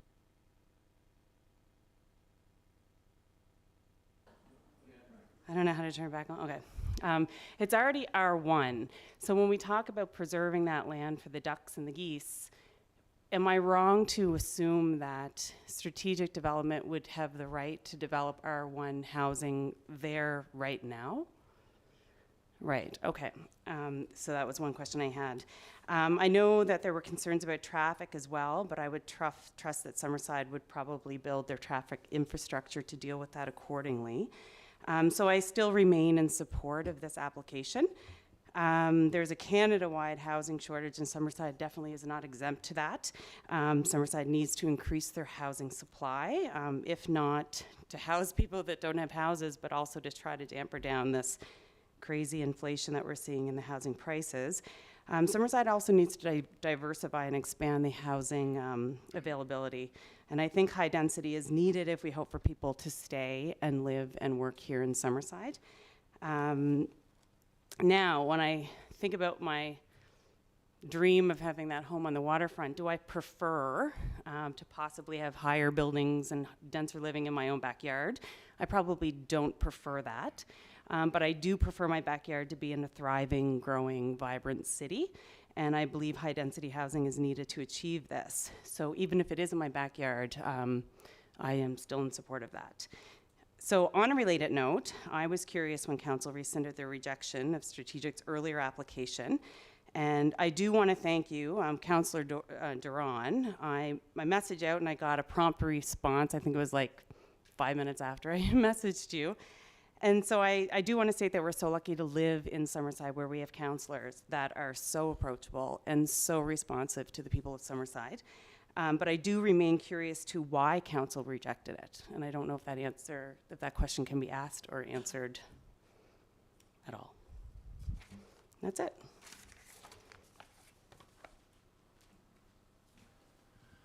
Okay, I guess just to answer that, I mean, I can't speak for council. Like council reject something, I can only speak for myself, so, sure.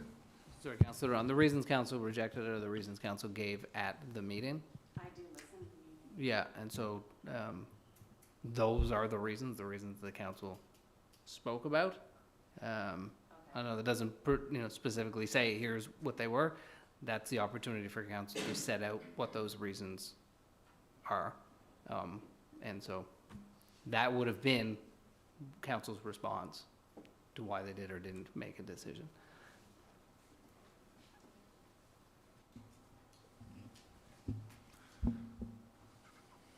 Okay, floor still open if anybody would like to make any final comments or questions, and if not, we will just, one more point for applicant. Yeah, just one more to clear up Brandy's thoughts there on the changes and designs. So the first one was a concept. The first one, if you look at it, had garages. So the I think amount of units was about 29 in total with garages. Now, anyone that knows, as a developer speaking, to build a place with garages, you require roads and pavement to those roads and all that. So your rent in return, when those get built, are $2,300 to $2,500 the way things are going. When Putter Street was first built, I own the building at the end that the Newnham Petroleum family used to own. Okay, when that was first rented, it was rented for $1,600 a month. Okay, 1 year later, there was stuff renting on the same street for near $2,000. So, garages, developments with garages, single floor, requires more money up front, so your rent has to be higher. Our market for rents need to be affordable. $2,000 a month is too much. So, and that doesn't include utilities.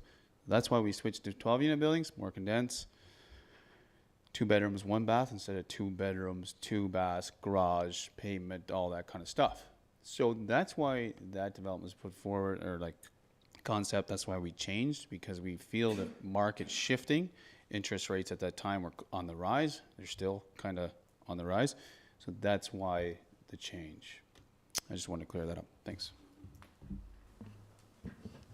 And to that point, I guess, I think the public has to be aware, and I think I'm only aware because I've been here for a few years now, but regardless what he decides to put on that paper, we're looking at the zoning based on anything being built in there that's under that zoning. So he can put 6 apartments, 7, he can put townhouses, whatever. We're not looking at that. I learned to stop looking at what developers show us, because that in reality is not necessarily what's going to be there. So let's not get tied up in the picture what previous or what's now, because when it's built it could be different. I just have one more brief little question. I have noticed in the past, reading minutes of other meetings, in the minutes sometimes there'll be letters that people have sent in that they weren't able to come in, or for whatever reason. Why are these letters not read out to us? Because I know most people watch it on YouTube or come and present, and a lot of the times you don't go back and look at all the meetings and read all these letters. Is that not a common practice, if somebody sends in a letter with their questions and concerns, to read them publicly? We always do, yeah. Okay, so were there if there was none no for letters tonight? read tonight, it just means there was none that came in. Nothing came in, okay. When the notifications went out, yeah. Thank you. And sometimes we'll receive something after this public portion of the meeting, and we will read it into the next meeting minutes, like So the that's next. why I see them in the minutes and not sometimes, okay. Yeah, they're in the minutes regardless, but we read them when they come in, and like I said, if something comes in tonight or tomorrow, we will read it physically at our planning board meeting. So I guess I will now move to the resolutions, and just to, I guess, reiterate, this is the first step, so these resolutions, whether, I guess, carried or defeated, it doesn't necessarily reflect, our individual approval of the application. It has to move forward in the process, so the decision is not made until that 3rd meeting, so just to be clear. So we will read these. I'll just do them in order. Resolution COS 23-111, moved by myself, seconded Councilor McDougall.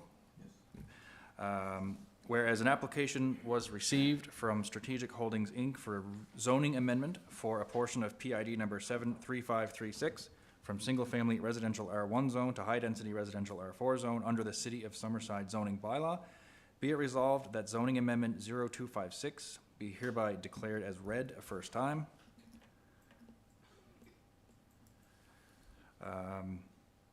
This is the council meeting, so I'll move it over to your worship for the vote. And Thank you. Schedule B is attached. I can read that in. That's what I was Yeah, waiting okay. for. Sorry, Schedule- my pages are all over, but yeah. Schedule B is zoning amendment 0256, a bylaw to amend the City of Summerside zoning bylaw. The Council of the City of Summerside, under authority vested in it by Section 18 and Section 19 of the Planning Act, RSPEI 1988, Cap P-8, hereby enacts as follows. The zoning for a portion of PID number 73536, shown on Schedule B of the City of Summerside zoning bylaw, is designated as high-density residential R4 zone, hereby excluding it from its former designation of single-family residential R1 zone. And the subject property is displayed there in the layout. So this is just the first reading, and the resolution just declares it as read a first time. Thank you, Councillor. Now I will call for a vote with respect to resolution COS 23-111, moved by Councillor Duran, seconded by Councillor McDougall. All councillors in favor of said resolution, please say aye. Aye. Any opposed? Opposed. No. 1 nay, 7 yeas. The resolution is carried. Resolution COS 23-112, moved by myself and seconded by Councillor McDougall. Whereas an application was received from Strategic Holdings, Inc. for a zoning amendment for a portion of PID number 73536 from single-family residential R1 zone to high-density residential R4 zone under the City of Summerside zoning bylaw, and whereas zoning bylaw amendment 0256, a bylaw to amend the City of Summerside zoning bylaw, was read and declared as read a first time at this council meeting, be it resolved that zoning bylaw amendment 0256, a bylaw to amend the City of Summerside zoning bylaw, be hereby referred back to the Planning Board for review and recommendation. I'll now call for a vote with respect to resolution COS 23-112, moved by Councillor Duran, seconded by Councillor McDougall. All in favor, please indicate by saying aye. Aye. Any opposed? The yeas have it, 7 yea, 1 nay. The resolution's carried. Resolution COS 23-113, moved by myself, seconded by Councillor McDougall. Whereas an application was received from Strategic Holdings, Inc. for a zoning amendment for a portion of PID number 72421 from single-family residential R1 zone to high-density residential R4 zone under the City of Summerside zoning bylaw, be it resolved that zoning amendment 0257 be hereby declared as read a first time. Schedule B, zoning amendment 0257, a bylaw to amend the City of Summerside zoning bylaw. The Council of the City of Summerside, under authority vested in it by Section 18 and Section 19 of the Planning Act, RSPEI 1988, Cap P-8, hereby enacts as follows. The zoning for a portion of PID number 72421, shown on Schedule B of the City of Summerside zoning bylaw, is designated as high-density residential R4 zone, hereby excluding it from its former designation of single-family residential R1 zone. Thank you, Councillor. I'll now call for a vote with respect to resolution COS 23-111, moved by Councillor Duran, seconded by Councillor McDougall. All in favor of resolution, please say aye. Aye. Any opposed? Hearing 1 opposed, 7 yea. The yeas have it. The resolution is carried.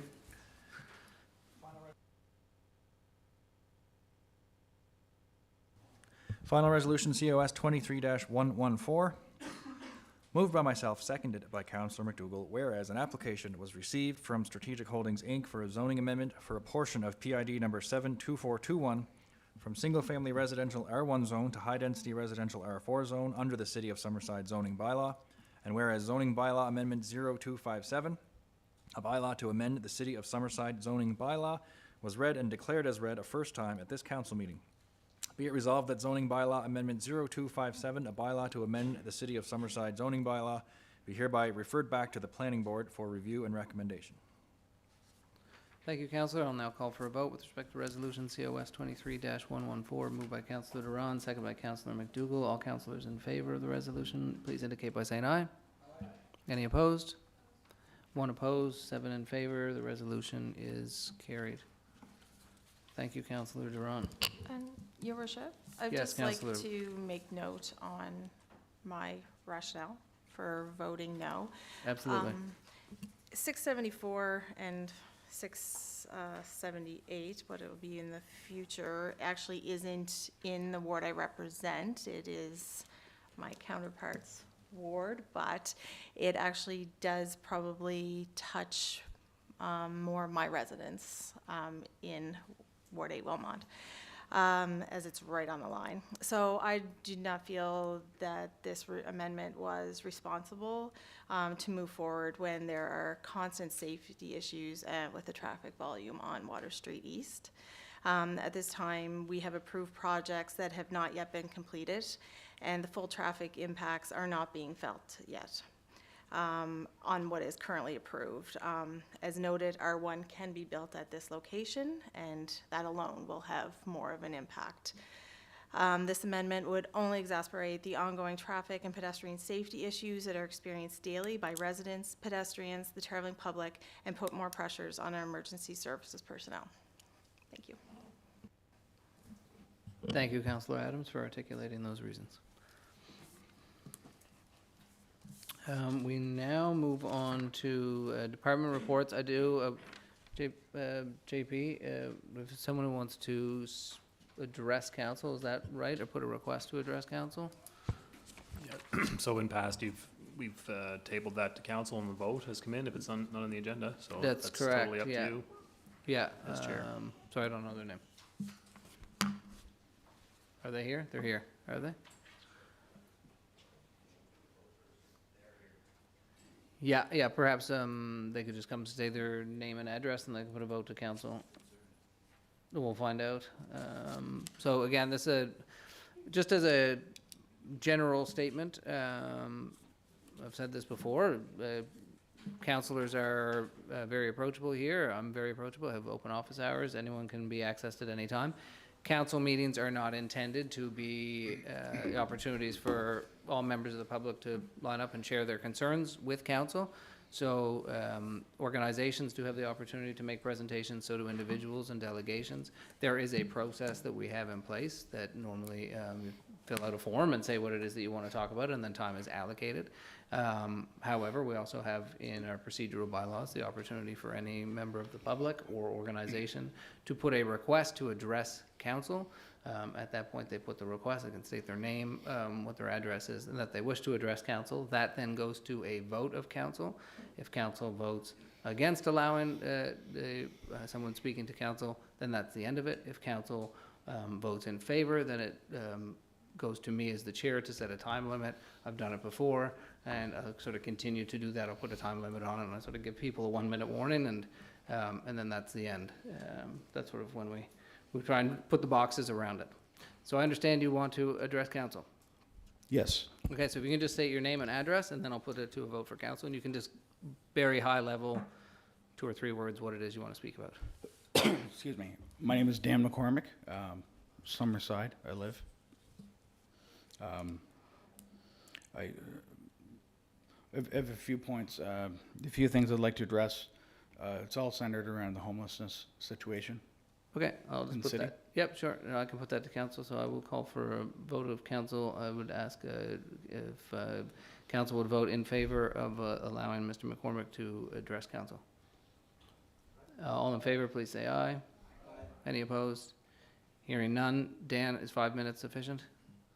I don't know. I have a few points. It might be 10 or 15 minutes. I Okay, don't well, know. I'm Like, not gonna are you do gonna 15. cut me off at 5 minutes, or? I'm gonna, at 5 minutes, I'm gonna give you a 1 minute warning, and we'll see Well, where I mean, we're at. I do have a few points to address. I'd like to be heard. All right, yeah, no, absolutely. However long it takes me, I'll try to be as fast as possible. Okay, I am gonna keep it to 5 and then give you a warning. Let's go with 10. Give me a warning after 10. The last time someone asked that, I moved it the opposite direction. So I'd say with 5 plus 1, and that's what I've decided. I'll give you a warning at 5 minutes, okay? If you All want to right. make an application to address council for a full 15 minutes, there is a process to do that. You can simply put a request. The acting CAO here can give you a form, and then there is a process for that. Okay. I learn something new every time I come here. Yeah, me too. Every time it changes. Join the club. All right, go ahead. We're at 8:03. We'll assume we started at 8:04, so we'll be going till 8:10, but I'll let you know when there's a minute. All right. Thanks. As you all know, there was an event at Heather Moyes Park yesterday. It was a fundraiser for the homeless helper. 30 Russell, the local band, they were there. I know you were all made aware, all of you, I'm looking at all the councillors here as well as Mayor Dan Kutcher. You were all made aware, you were all sent an invite. Mayor Kutcher yourself, you actually bought 4 tickets for the fundraiser. You knew when the draw was. Why was nobody there? I saw no representation from the city. Shall we, I'm sorry? Alicia Whitlock from the Homeless Helper. I also did not get an invitation, and 30 Russell, he's my cousin, and he was playing there, and he didn't even tell me that that was happening, so No, and I that's did not not as false, well. that's not accurate Sorry. information. Yep. Yeah, this certainly is. So, but again, Hold on, no, I'm gonna cut you off there. No, you Mayor- can't cut Mayor off the chair. I can cut you off. That's how it works here. So Last if you're- time- if you're last going- time I was no, if here, you're gonna ask- I was told- I will I was just told it- cancel. I will just cancel the time. As the chair of the meeting, I'm speaking. I expect you asked a question. I'm going to give you an answer. This happened the last time you came and asked a question. So you asked a question. Last time you heard me No, out. One, councilors are not required to tell everybody where they are on a Sunday or why they choose to take time out of their day to do one particular thing. I will answer for you. I was visiting with my mother-in-law and their family, and then with my 95-year-old grandmother all day Sunday. So we do have families and we have priorities. I was approached by Ms. Whitlock. I purchased tickets, which is great. That was what I was able to do, though not able to show up for Okay. the specific event. So you asked the question, you've gotten an answer. Okay, last time I was here, I was informed that, because I asked you guys a similar question about another event, I asked why nobody was there, and I got the same answers as the 2 answers I just heard here. Oh, we weren't aware, we didn't know. And last time I was here, I asked, okay, how do we make sure you guys are all aware? And I believe you yourself told me, I mean, it's all on YouTube, you guys can look it up. I was informed that as long as an email is sent to the mayor's office or to any of the councillors, everyone will be made aware of it. That's what I was told last time I was here. Now, Alicia Whitlock from the Homeless Helper Program, of which I'm a volunteer, she has informed me before this meeting that you were all notified about this event. Like, to book the park for the event, it had to go through City Hall. Like, I mean, you all work at City Hall, don't you? Like, you don't know what's going on. Well, you're all city councilors for the city of Summerside, right? And with all due respect, there's one person that will send out emails to all of us if we get an invite. And she answers the main phone, and she will send a mass email to everybody. We get multiple emails from the receptionist daily of things we're all invited to as a council. Some we have to reply to her, and some we have to reply individually. I can say I'm not sure if you want to go around the room and ask, but I don't know if Alicia called the receptionist, but I know that there's several of us, obviously, that were not reached either way, and I can tell you it was not from our receptionist. So if she emailed us all directly, it would probably be in the best interest just to maybe follow up if she doesn't hear from us, because there may be something wrong with I'd like the to email remind you address. again that the last time I was here, we spent a few minutes so I could be clear on how to make sure everyone is notified. And I was told at that time that if somebody sends an email to any one of the city councilors or the mayor, No, that's not what you were told. We were told if you sent it to the receptionist, that she would send it to the mass group. you have all been Or you notified. send it to each of I've us been informed that directly. you have all been notified. I mean, I think if Ms. Whitlock wants to come speak to council about it, we're happy to do that. Ms. Whitlock Yeah. did email me and ask about using the park. I responded to her, put her in touch with our Director of Community Services. That obviously happened, and I also indicated that I would purchase raffle tickets. I think there was a raffle. There wasn't, I don't have an email correspondence that says, I would like to invite you on all of council. I do talk to you were aware people the all event time. was taking place. Yeah, I hear you. We're gonna lose our time, but Okay. being aware of an event taking place and being able to always attend every event, look, that's not something that, not everyone has to attend every single event. Okay, That's in where response we're to at. what you're just saying, I'm going to go on to my next point. Okay, I feel like the city of Summerside has been sticking their head in the sand about the homeless problem that exists in the city. I feel like it's the attitude up until this point has been like, well, we'll just ignore it as long as we keep it out of sight. Then we can just pretend homelessness is only a Charlottetown problem. But as you all well know, it is not a Charlottetown problem. It is a Summerside problem as well. It needs to be addressed. I'm going to go on to my next one I'm gonna note we're here. at 8:09, so we're right down to our final. Yeah, minute. well, I mean, you've been rather verbose during my 5 minutes. I got a few more points to make here.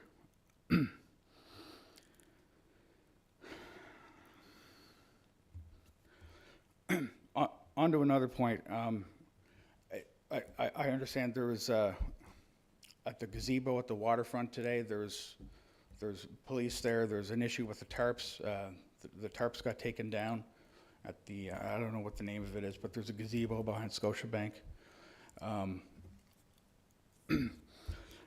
I know the homeless helper has been in touch with many of you in the past. It's an ongoing thing, trying to get council to maybe designate like an area, a piece of land, a property somewhere, so we can avoid issues such as tarps showing up on public gazebos or people tenting on private property, stuff like that. As we all know, winter is coming. I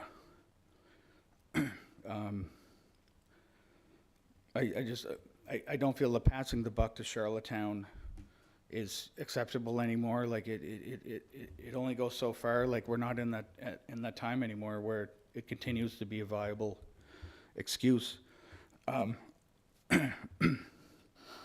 Another thing is the homeless helper Alicia Whitlock at the homeless helper.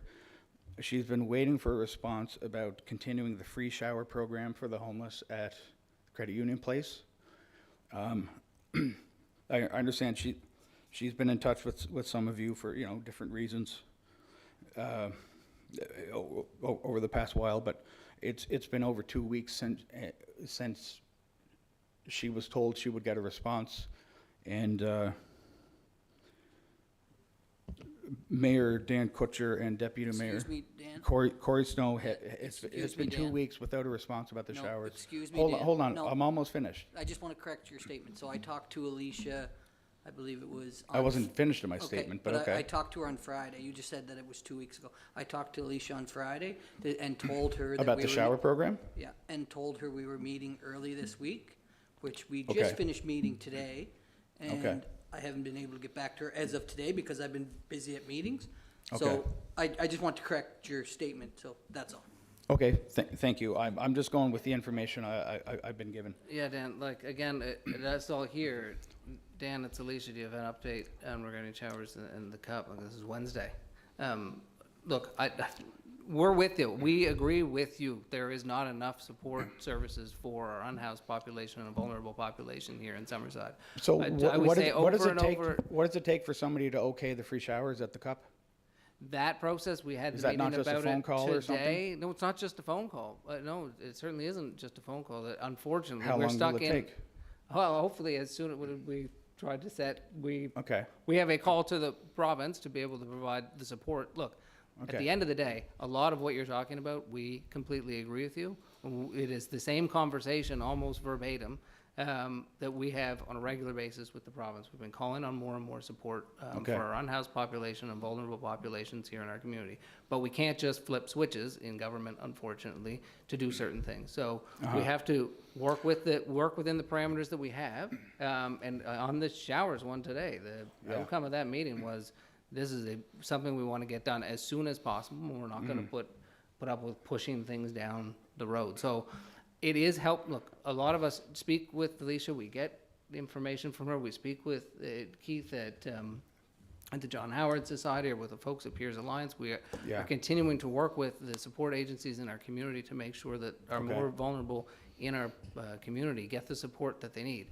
we as a city, that isn't, at the end of the day, isn't something that we have dollars for, something that we're supposed to do.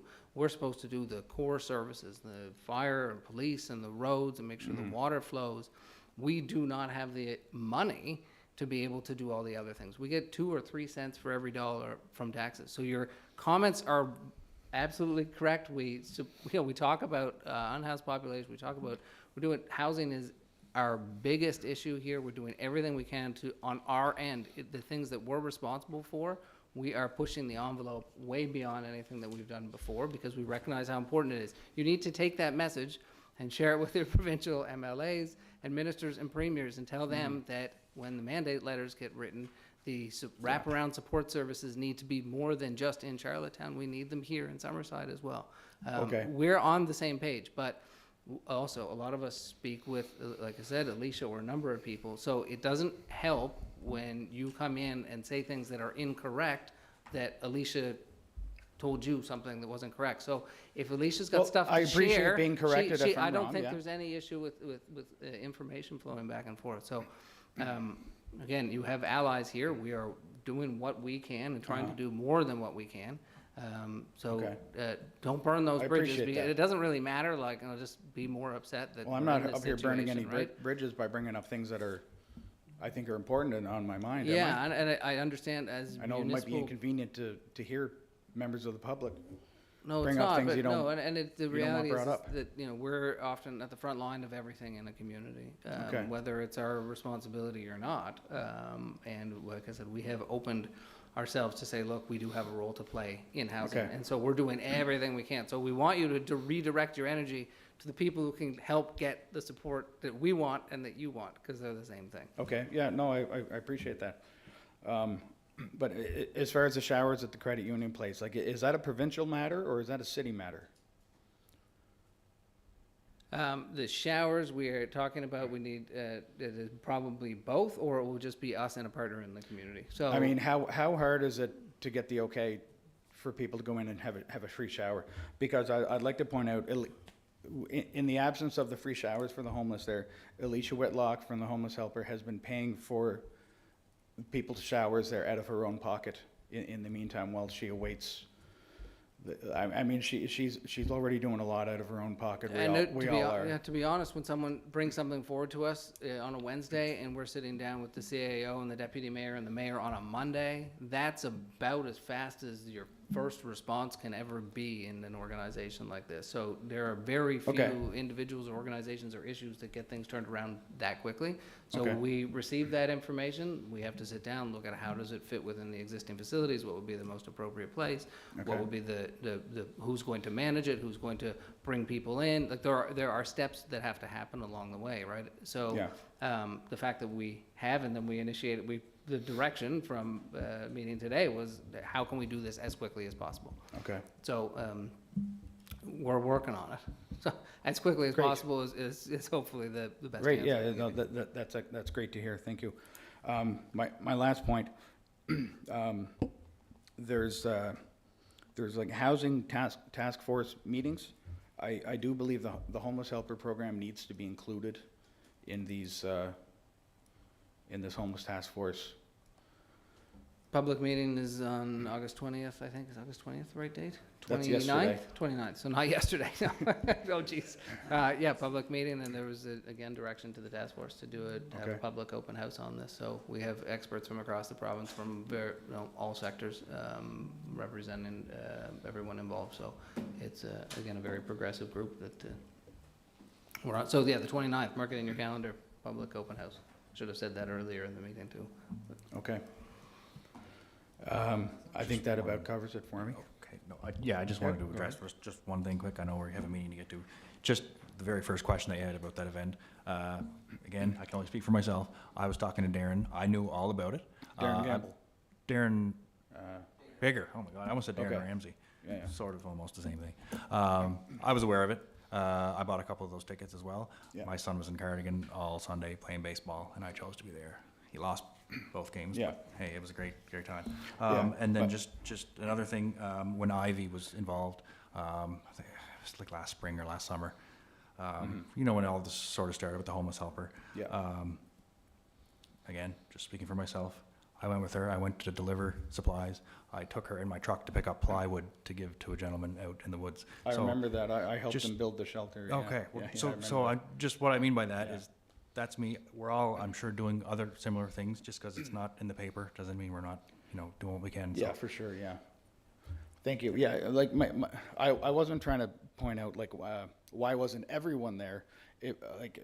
It's more why wasn't someone there. Like I understand if somebody have other engagements, I feel like the city should have been represented at that event yesterday, and I'm really disappointed that the city was not represented there.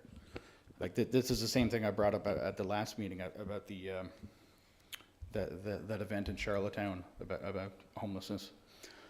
Like there's nobody from the city of Summerside there either. And again, like here, you guys had another opportunity in your own city to be present at an event, and there was nobody from the city present. And I would just like to see better than that going forward, please.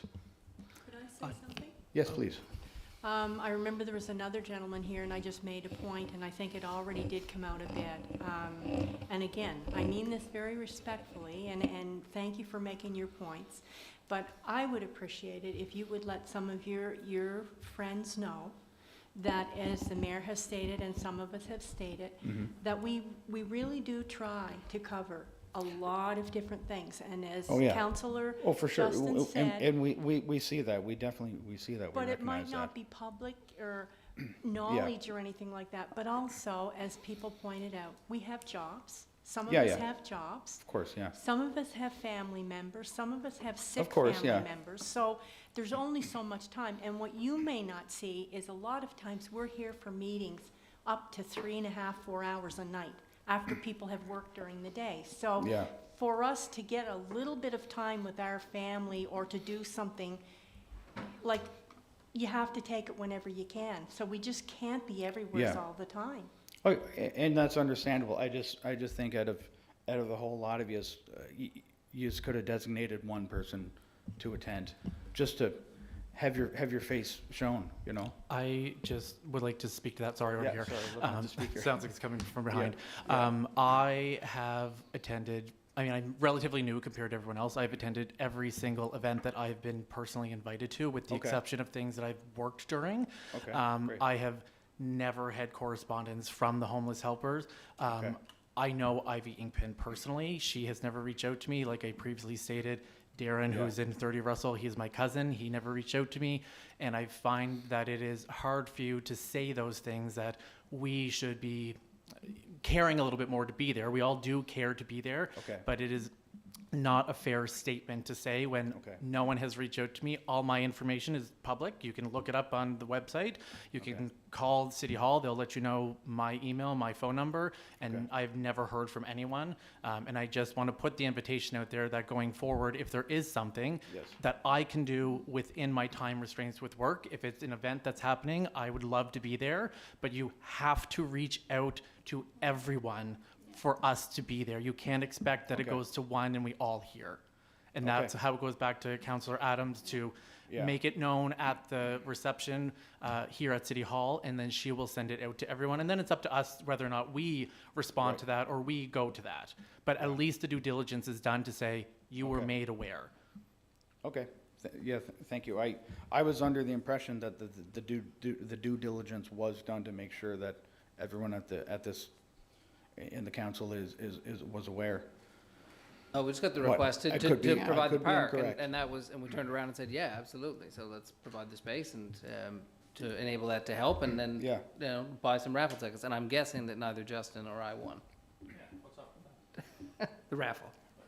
Okay. Yeah. All right. No, I think Councillor Glant, and then we'll wrap up. I just want to make a comment to what everyone said. I'm a caregiver to an aging mother, but I do volunteer 3 days a week for the Food Box program at Trinity. So I great, know yeah. where you're coming from. Okay. I you. see it when I'm Thank you. there. Yeah. And we are doing whatever we possibly can.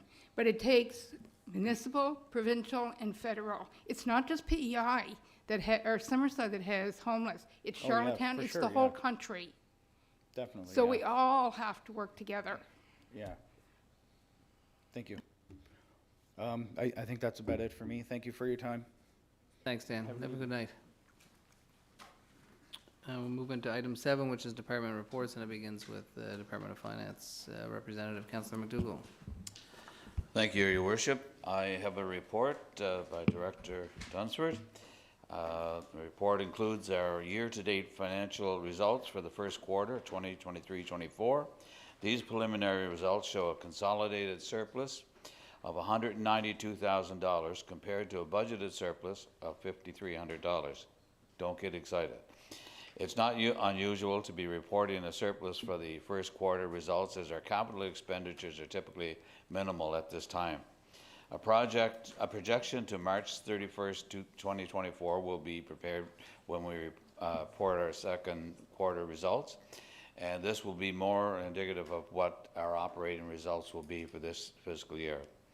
Our external auditors, Grant Thornton LLP, are on site for our annual audit. Our 2023 audited financial statements will be presented to Council in September, as per Section 175-1 of the Municipal Government Act, and they shall be filed with the Government of PEI no later than October 15th. Our utility accounts receivable as of August 15th, 2023 is as follows. Total overdue balance is $238,400 compared to $229,800 at July 10th, 2023. Approximately 2.2%, or $5,350 of the overdue balance is greater than 60 days past due. This compares to 12%, or $27,500 at July 10th, 2023. The total past due amount has increased compared to our last report, which is based on July 10th, 2023, but the amounts greater than 30 and 60 days past due have decreased significantly, from $87,205 to $32,420. Past due accounts are actively being addressed through our collection process, and it may result in disconnection of services if payment or satisfactory payment arrangements are not made. We would ask customers with overdue balances to contact us at 902-432-1230 or email customerservice@summerside.ca. And just a reminder that the customer portal is available to our utility customers, where you can receive your account details, access your utility bills, and make payments by credit card or Visa and debit. Please see our website at www.summerside.ca and click on My Utilities in the top right-hand corner to access portal, and a budget billing program which calculates a fixed monthly installment based on your prior 12-month period is available for residential customers. The application form is available on our website. And that's my report. If there's any questions.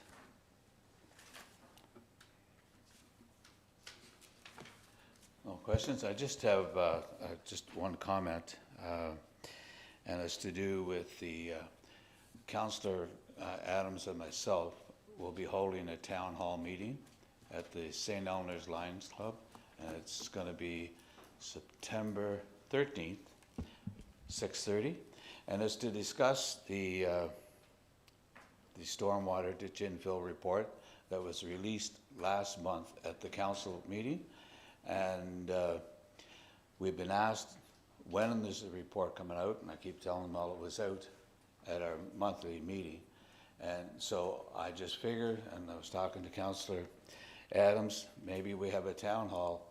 We can invite all our council in there. The Stormwater Committee is welcome to come with us. And just so the residents can ask questions. It was released at our monthly meeting, and they don't have an opportunity to ask questions if they were out here.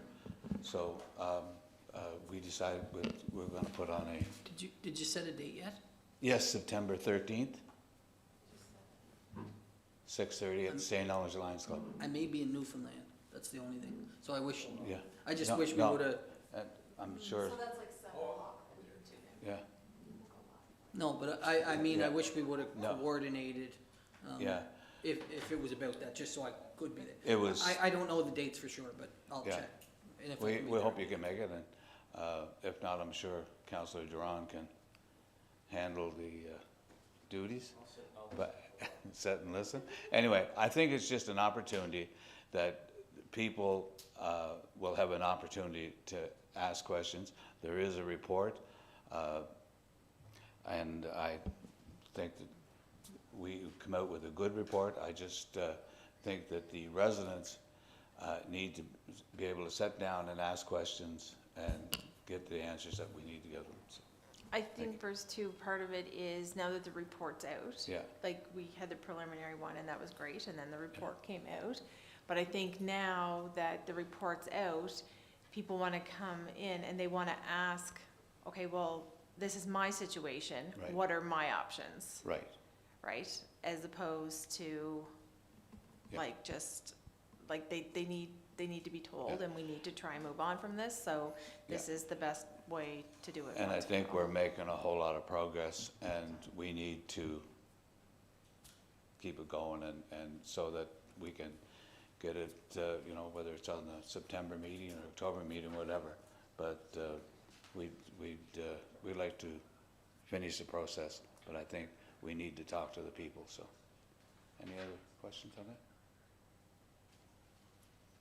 I just have a note here in the previous minutes that that resolution for the preferred ditch infilling methods, September 18th to council. The council, yeah, that's what I thought. So it's good it's before. Yeah. Okay, thank you. Thank you, Councillor. Councillor Duran, representative for technical services. All right, thank you very much, Your Worship. Get right to it. The monthly report for tech services. The sidewalk and paving contracts are almost completed, and the boardwalk replacement project is well underway as well. Cedar Street is almost completed. That project included storm sewer, sanitary sewer, and water main replacements. The infill tender is underway on the upper section of Haley Drive, and a sewer replacement project on Milton Avenue is also underway. Staff have a city map showing the locations of planned projects for the year ahead. This information is added to our city website, and we'll continue to update this information on the website as projects proceed throughout the season. 8 building permits with a value of just over $1.3 million were issued for the month of July, for a year-to-date total of 108 permits and a value of $53 million. We issued permits for 2 commercial or industrial fit-ups. And on the residential side, we issued permits for a 28-unit apartment building, 2 semi-detached units, 2 additions or alterations, and 1 accessory building. And of course, as always, developers are stopping in and speaking to staff for assistance with their proposed projects, and now is also a great time for our citizens to ask for assistance with their projects that they may still have planned for this fall. And of course, thank you to Director Aaron McDonald for preparing the report. And if there's any questions, I'll happy to attempt to answer them. Sort of JP, but sort of you, is this, is technical services the work on Water Street East that we discussed today, or is that municipal? The work that's not being finished on Water Street Municipal, East? and I followed up with them to get an answer on where Kearns is at with that work. Okay, Didn't hear back yet, but from Yeah. the contractor, but it's been Okay. asked. okay, perfect. Yeah. I didn't know if it was. Yeah, no, this it's or- municipal, yeah. Okay, thank you. Thank you, Councillor Duran. Moving on, item C, Representative Deputy Mayor Snow, Economic Development and Growth. Thank you, Your Worship. Start by thanking Director Mike Thuska for the report. Following is a brief update from the Office of Economic Development. The month of July has been full of investor activity, client servicing, and strategic work being done in clean tech agenda for Summerside. Specifically, the office is currently working with a number of local investors and outside investors looking to both grow and expand in Summerside. As we know, the city has created a niche in the clean, renewable innovation marketplace. Many people, both local and visitors, are impressed with what we have achieved as a municipality. Our office is currently spearheading a labor recruitment initiative that will launch in the fall of 2023. Summerside is a growing city in many ways, including labor. We now routinely offer the types of careers that people are willing to move for, and the lifestyles is a strong draw as well. As well, we're less than 45 days away from hosting the Economic Development Association of Canada event in Summerside. The office is being the host for the event and is busy putting the final touches on the program and agenda. Island-wide industry tours and social opportunities will be part of this event. The annual conference attracts over 250 delegates from around the globe and to share the best practices to further educational opportunities in regards to economic development. This is the report of the Economic Development Office. Thank you, Deputy Snow. Move on to item D, Representative Adams for Emergency Services and Communication. Thank you, Your Worship. I just had a question for Deputy Mayor Snow on economic development. The issue with cell phone coverage in areas, specifically, we're having a really big issue out in the eastern end of the city. Mike Thesesco was going to look into that, but then our last meeting was canceled, so we didn't get it on the agenda. So maybe if we can get that on the agenda for the next time and get Mike to, the CAO had said at the time he was going to leave it with Mike to look with some providers to see what was going on. Like, there are literal dead spots around the Reed's Corner area. It came about in the past couple of years. We noticed it when our snow started building and people weren't installing home phones and using their cells. And there's specific areas out there where you can't get any cell reception. And I have houses in Lafergie that they cannot use their cellular device on a main level. They have to go to second story. So, and it doesn't seem to be any one provider. It seems to be a mix. And literally, I think there's an Eastlink tower, or I'm not sure what tower, is right in Starlight. And there are people that are with that provider, whatever the tower is on, that actually are living on New Streets, Logie, and they have no service in the new part. So, and they're literally on top of the tower. So, yeah. So Mike was going to look into that. So if we can just make a note to put that on the next agenda. I'll follow up with Mike and ask him if he's heard anything back, and then we'll go from there. Yeah. Thank you. Okay. Thank you. Sorry for that interruption. So the fire services, and Chief Ron is still here, and this was submitted by Ken Culleton. For July 2023, there were 36 calls paged out during the month.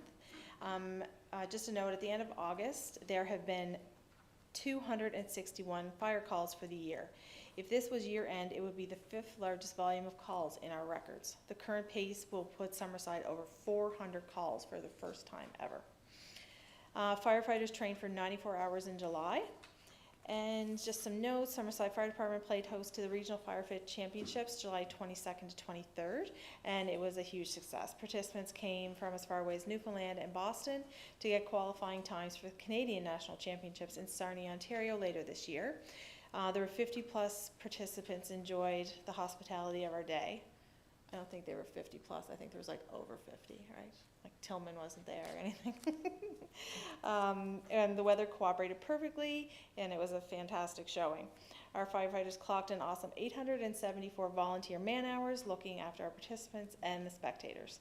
The success of Friday night classic car show, which unfortunately Fridays haven't been our, usually it was Monday last year, I think, was our rainy day, and this year it seems to be Friday. It's been truly amazing when it was able to happen, but with the hundreds of spectators filling Water Street, getting a fire truck to a downtown emergency is very difficult. So it seemed like the perfect situation for the new fully equipped ATV. Chief Enman has been manning the emergency vehicle during each show, and he was actually called upon to extinguish an engine fire that could have been a disaster if he wasn't there. So thank you for that, Chief. It's nice that the equipment is getting used. And Summerside Police Services, if there's no question on the fire. I just have one, and the chief is here. Just on the amount of calls, 36 calls paged out, I see that there was 1 canceled call and 3 miscellaneous calls. Would they be paged out on those, that 4? It says cancel, 1 canceled call. Oh, there you are, there, I thought you were over there. The canceled call and the 3 miscellaneous calls, would they be pages? Oh, okay. But the miscellaneous calls are the same too? Okay, thanks. Okay, great. Yeah. also Somerset Police Services, and this was prepared by Chief Walker. He wanted to report on the success of the newly formed traffic unit. A comparison of enforcement numbers have been completed for January 1st, 2022 to July 31st, 2022, and January 2023 to July 31, 2023. In 2022, a total of 570 charges were laid and 95 warnings were issued. During the same time period in 2023, with the new traffic unit in place, 980 charges were laid and 480 warnings were issued. The number of complaints from the public regarding speeding within the city has dropped significantly, even on West Drive. Just joking, Justin's mom. We've been targeting problem areas with information received from the public and by using data created by technical services. Summerside Services, like other police agencies in this country, are having issues with recruitment and retention of staff. The police service will be doing their own recruitment and will be sponsoring a cadet in the upcoming class at the Atlantic Police Academy. We will assist a cadet with their tuition, and in return, they will be required to sign a contract to spend a minimum amount of time within the service here in Summerside. We believe this will be a great retention initiative, which is also being used by other police services. And I just sort of checked in last week, and they said that it was going very well for applications they were receiving. And Constable Lorna DeWare will be leaving us to join Woodstock Police Service in August. We will also be losing Constable Joel Robichaud and Constable Rob Miller to the RCMP. We wish them well in their new positions. During the month, we have hired a new member coming from the RCMP, Constable Logan Landry, who will fill a vacant position presently within the service. And you might end up repeating all this in your report, so I'm sorry, Nick, if that's the case. The police service would like to congratulate the following members on their promotions.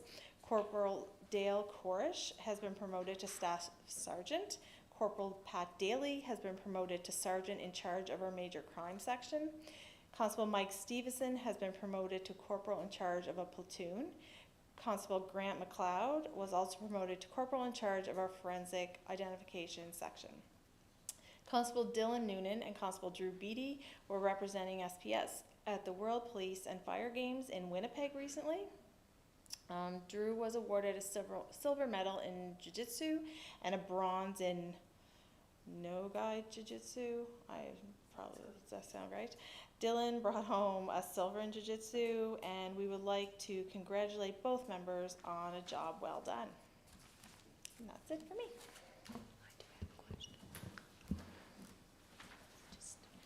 Councillor Carey, I just wanted to check with you. You might have mentioned it on the bylaw officer.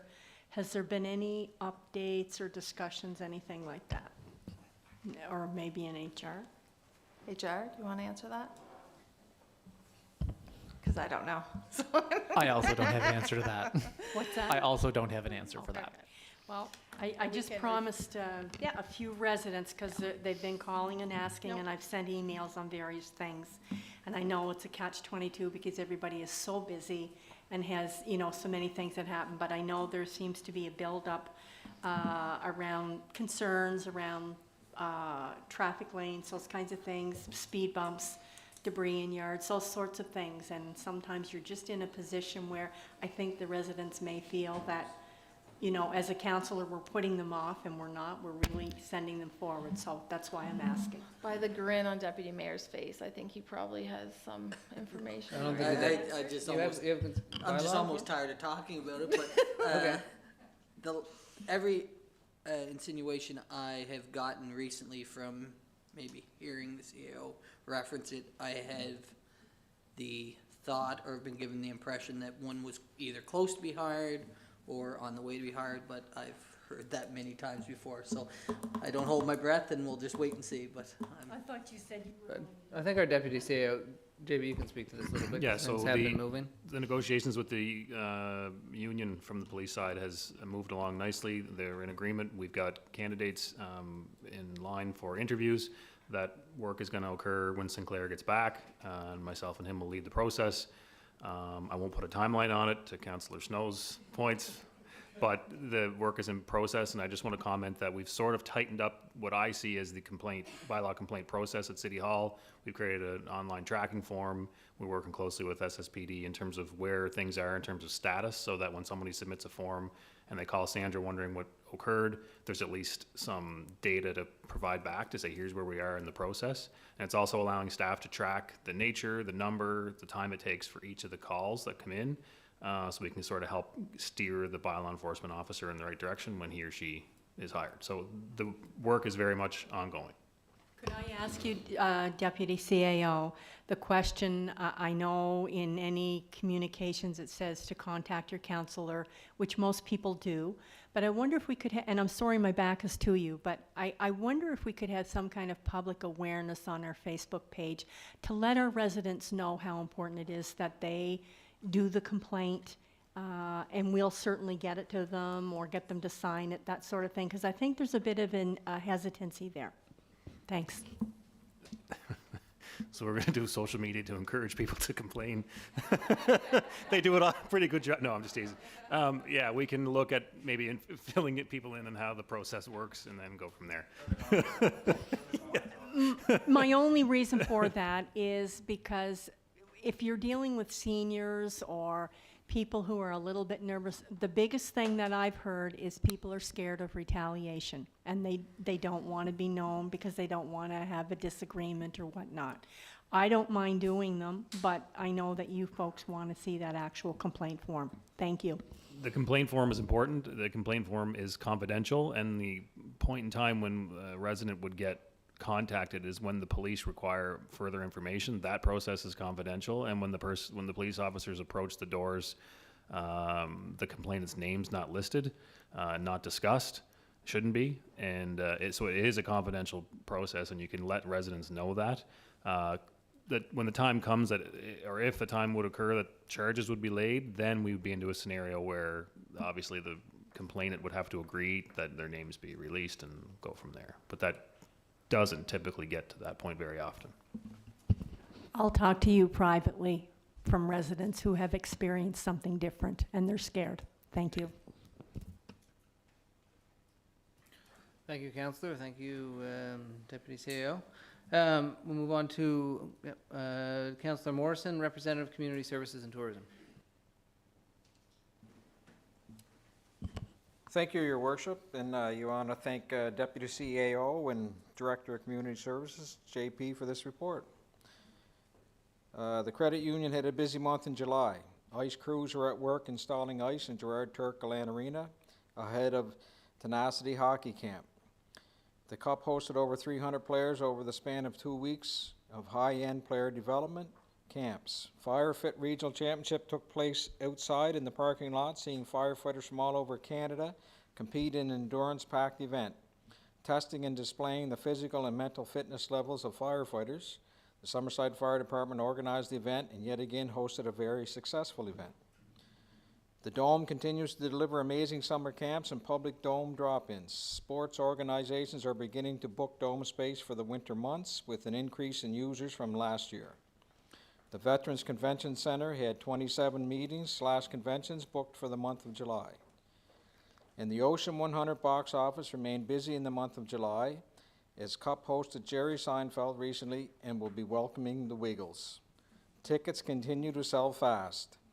The World Under-17 Hockey Challenge ticket packages became available as well and have already begun selling. The World Under-17 Hockey Challenge is coming to Summerside and Charlottetown between November the 2nd and November 11th. So get your ticket packages now.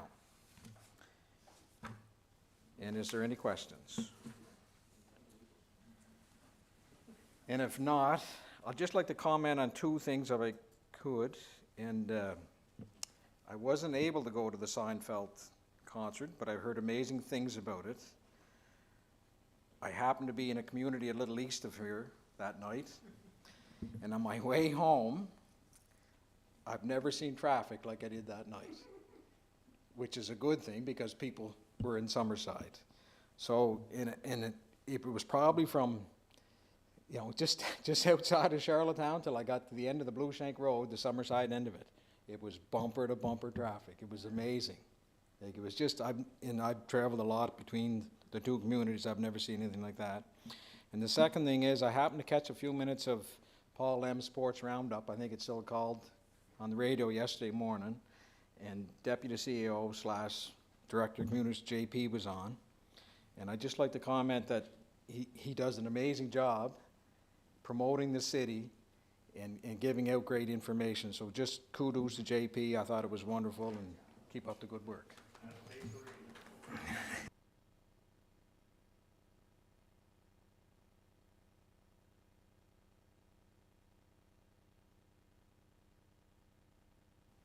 Thank you, Councillor Morrison. We'll move on, item F, Councillor Cameron, representative for Governance, HR, and Legal Services. Thank you, Your Worship. I will start with my last point. That is, the police report will highlight new hires and recent internal promotions. So we've already covered that. It was my last one anyway. Winston Gallant was promoted to the foreman position at the wastewater treatment plant. Job competition are underway at the wastewater treatment plant operators, a customer service representative in the financial department, and a constable with police services. The credit union place is seeking customer service staff and lifeguards. The Joint Occupational Health and Safety Committee and department subcommittees continue to meet on a regular basis. A review of the city's occupation health and safety program is ongoing, with updates being made as required. A family fun day was held at Shining Waters and Sandspit, with 170 staff and family members attending. And lastly, we welcome Kendra Gunn as our new Director of Human Resources and Legal Services.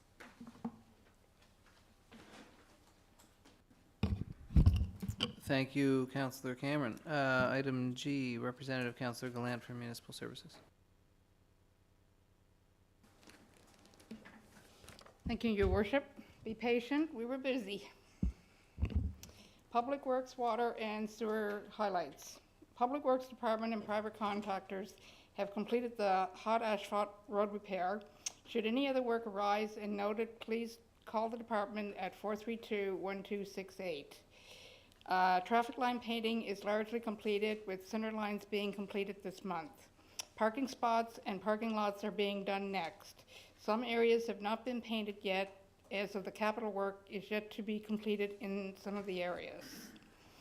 This month, the Holland College Program for Renewable Energy introduced receiving 3 class tours to the wind farm, Credit Union Place solar, and battery system, the power plant, and the substation, along with the software control at Somerset Electrical is doing. The tours are receiving well, and they will continue on to next year. The capital upgrade work is behind Holman's area in the downtown is scheduled to start in the upcoming months, as the work has been awarded to a contractor and is expected to be completed by the end of October. Activities have started in the Hillcrest housing area, with upgrades to the underground lines for the area for the electrical service. This is expected to end by the end of September. This month, there was 18 poles removed and filled to be reduced by the number of double poles along the roadsides in the city. So, Corey, the poles are going. It is now bi-weekly regular effect scheduled for these poles to be removed on a regular basis. Public Works. Traffic painting is being finalized in parking places with arrows, stop bars, crosswalks to be completed in the center lines. Traffic calming devices are installed on Craig Avenue. Several street signs repaired and replaced. The speed hump on Mackenzie Drive was removed, so they must have slowed down there. Green Street parking signals and markings have been completed, and repair of the number 2 Wilmot Well pump rows has been completed. Water and sewer utilities. 32 water samples were taken for clear bacteria results. 2 water main breaks were repaired on Kirk and King Street and 490 Notre Dame Street. 2 water main line taps were completed services. 1 water repair service was done in Vivialini Trailer Park, and 4 service calls for the month. Electrical utilities. Traffic light repair and ground post pending on Autumn on Water, Summer, South Drive, McGee, Heather Moyes Drive, Granville Street, Glivershore Road, Water Street East, Granville Street Mall by Sobeys. Boardwalk lighting repair, PEI mutual service upgrade, pole service is installed at 60 Water Street, boardwalk wiring repair, power cut at Cultural Summerside, power lines, Lafergie Avenue reconducted and built ongoing, Wellington Street, which is the Harbor Extension building, is ongoing, and Circuit 7 after-hours maintenance is complete. The generator run 8 hours. The renewable energy for the month is 14.6, and 105 service calls for electrical service. This is my report.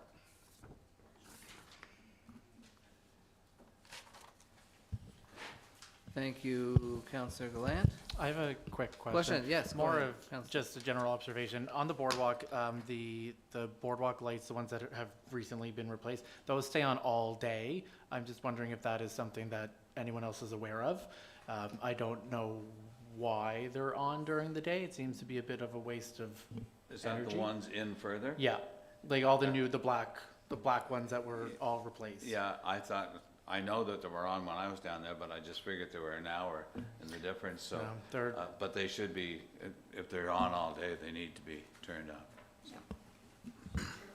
No, the security camera that's down there requires power, and the only way that power can get to the camera is if the lights are on. Cameras, multiple cameras that are down there. So we're trying to find a different solution, but in the interim, we're just, yeah.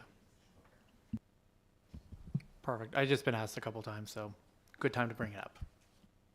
So we just totally told everyone that if the lights are on, the cameras are on. If the lights are off, the cameras are off. Lights are on. Cameras are always on, folks.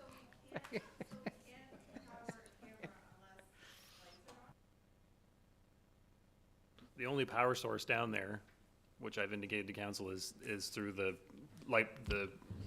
lights along the boardwalk. What are? I don't know, it just seems foolish to me. It's just temporary, so that we can have camera coverage while we figure out a permanent electrical solution that far down the boardwalk where there's no services 'Cause nearby. Okay, So if the okay, lights good. go off, there's no power running in that area, and then there's no way to power a camera. Okay, I So got you. rather than have an entire summer of a Yeah. camera, and we tried a solar option, and it's not powerful enough when it's cloudy, which it's been cloudy for almost a month. Yeah, exactly, So okay. we just need a temporary solution, so. Well, it may cost an awful lot to get power in that area permanently, so it could be permanent. I don't know. We'll have to see. Anyway. Thank you, JP. Good question, Councillor Cameron. Moving on to our last one here, Representative McColeman, Arts, Culture, and Diversity. Thank you, Your Worship. Good evening, members of council. I'd like to present the Culture Summerside Public Report prepared by Director Lori Ellis. And I just wanted to point out that the report captures some highlights for Culture Summerside's activity from mid-July to mid-August time period. In the Diverse City Festival, which our Councillor Cameron did bring greetings on behalf of the city, along with other dignitaries, Culture Summerside and the Diverse City organizers worked together and delivered Diverse City event in Summerside, July 23rd. This celebration of multiculturalism, diversity, and inclusion happened on the grounds of the Lafergie Cultural Center. If anyone is interested in visiting the link provided for more on the Diverse City Festival, you can check out the webpage that's in your report.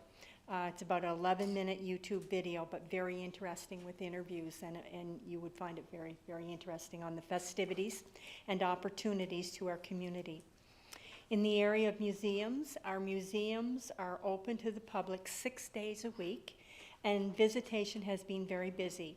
Numbers of visitors to the Wyatt Historic House Museum in July and August are up over last number of years. The regular users of Lafergie Cultural Center not only remain consistent but are growing. Concerts and ceilidhs in the garden take place every Wednesday evening on the grounds.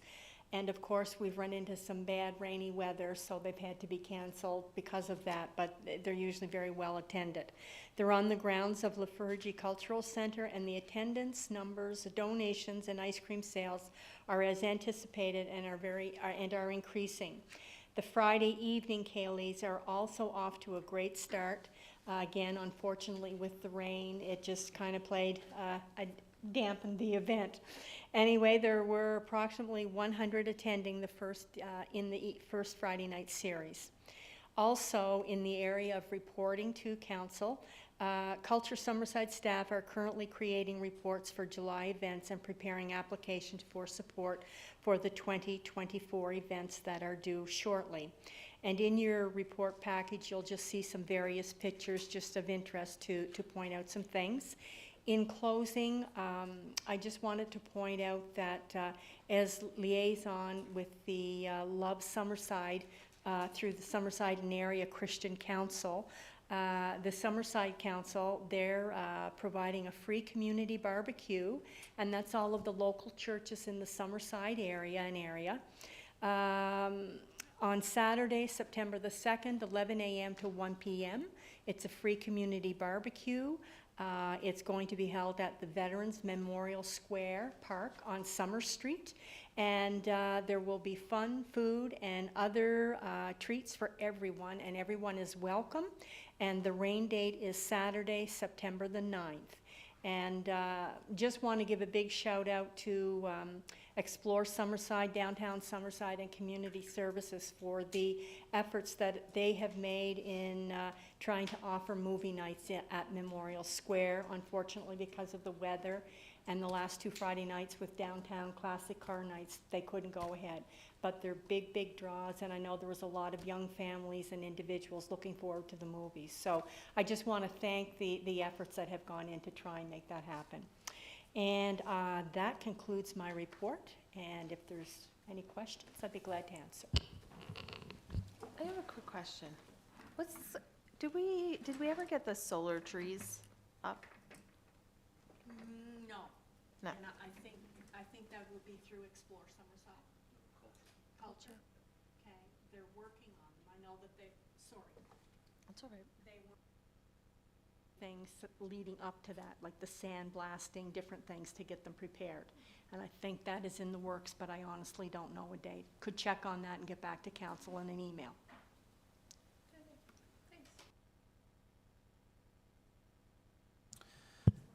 Thank you, Councillor McColman. Before we adjourn, just make a note here. I took off myself doing the FPEIM updates because, well, there hasn't been enough of them.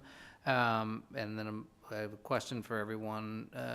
Now with committees starting to form, with some new committees starting to form, I'd like those committees to report back to council, but I think it would probably be, if you're okay with it, that we do that at committee of the whole night, not council night, because these nights already can go on for a long time.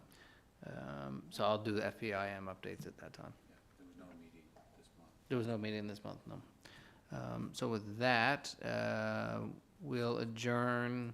I'll adjourn our council meeting for tonight, and we are going to take just like 2 or 3 minutes, and then we're going to go back into our in-camera discussion.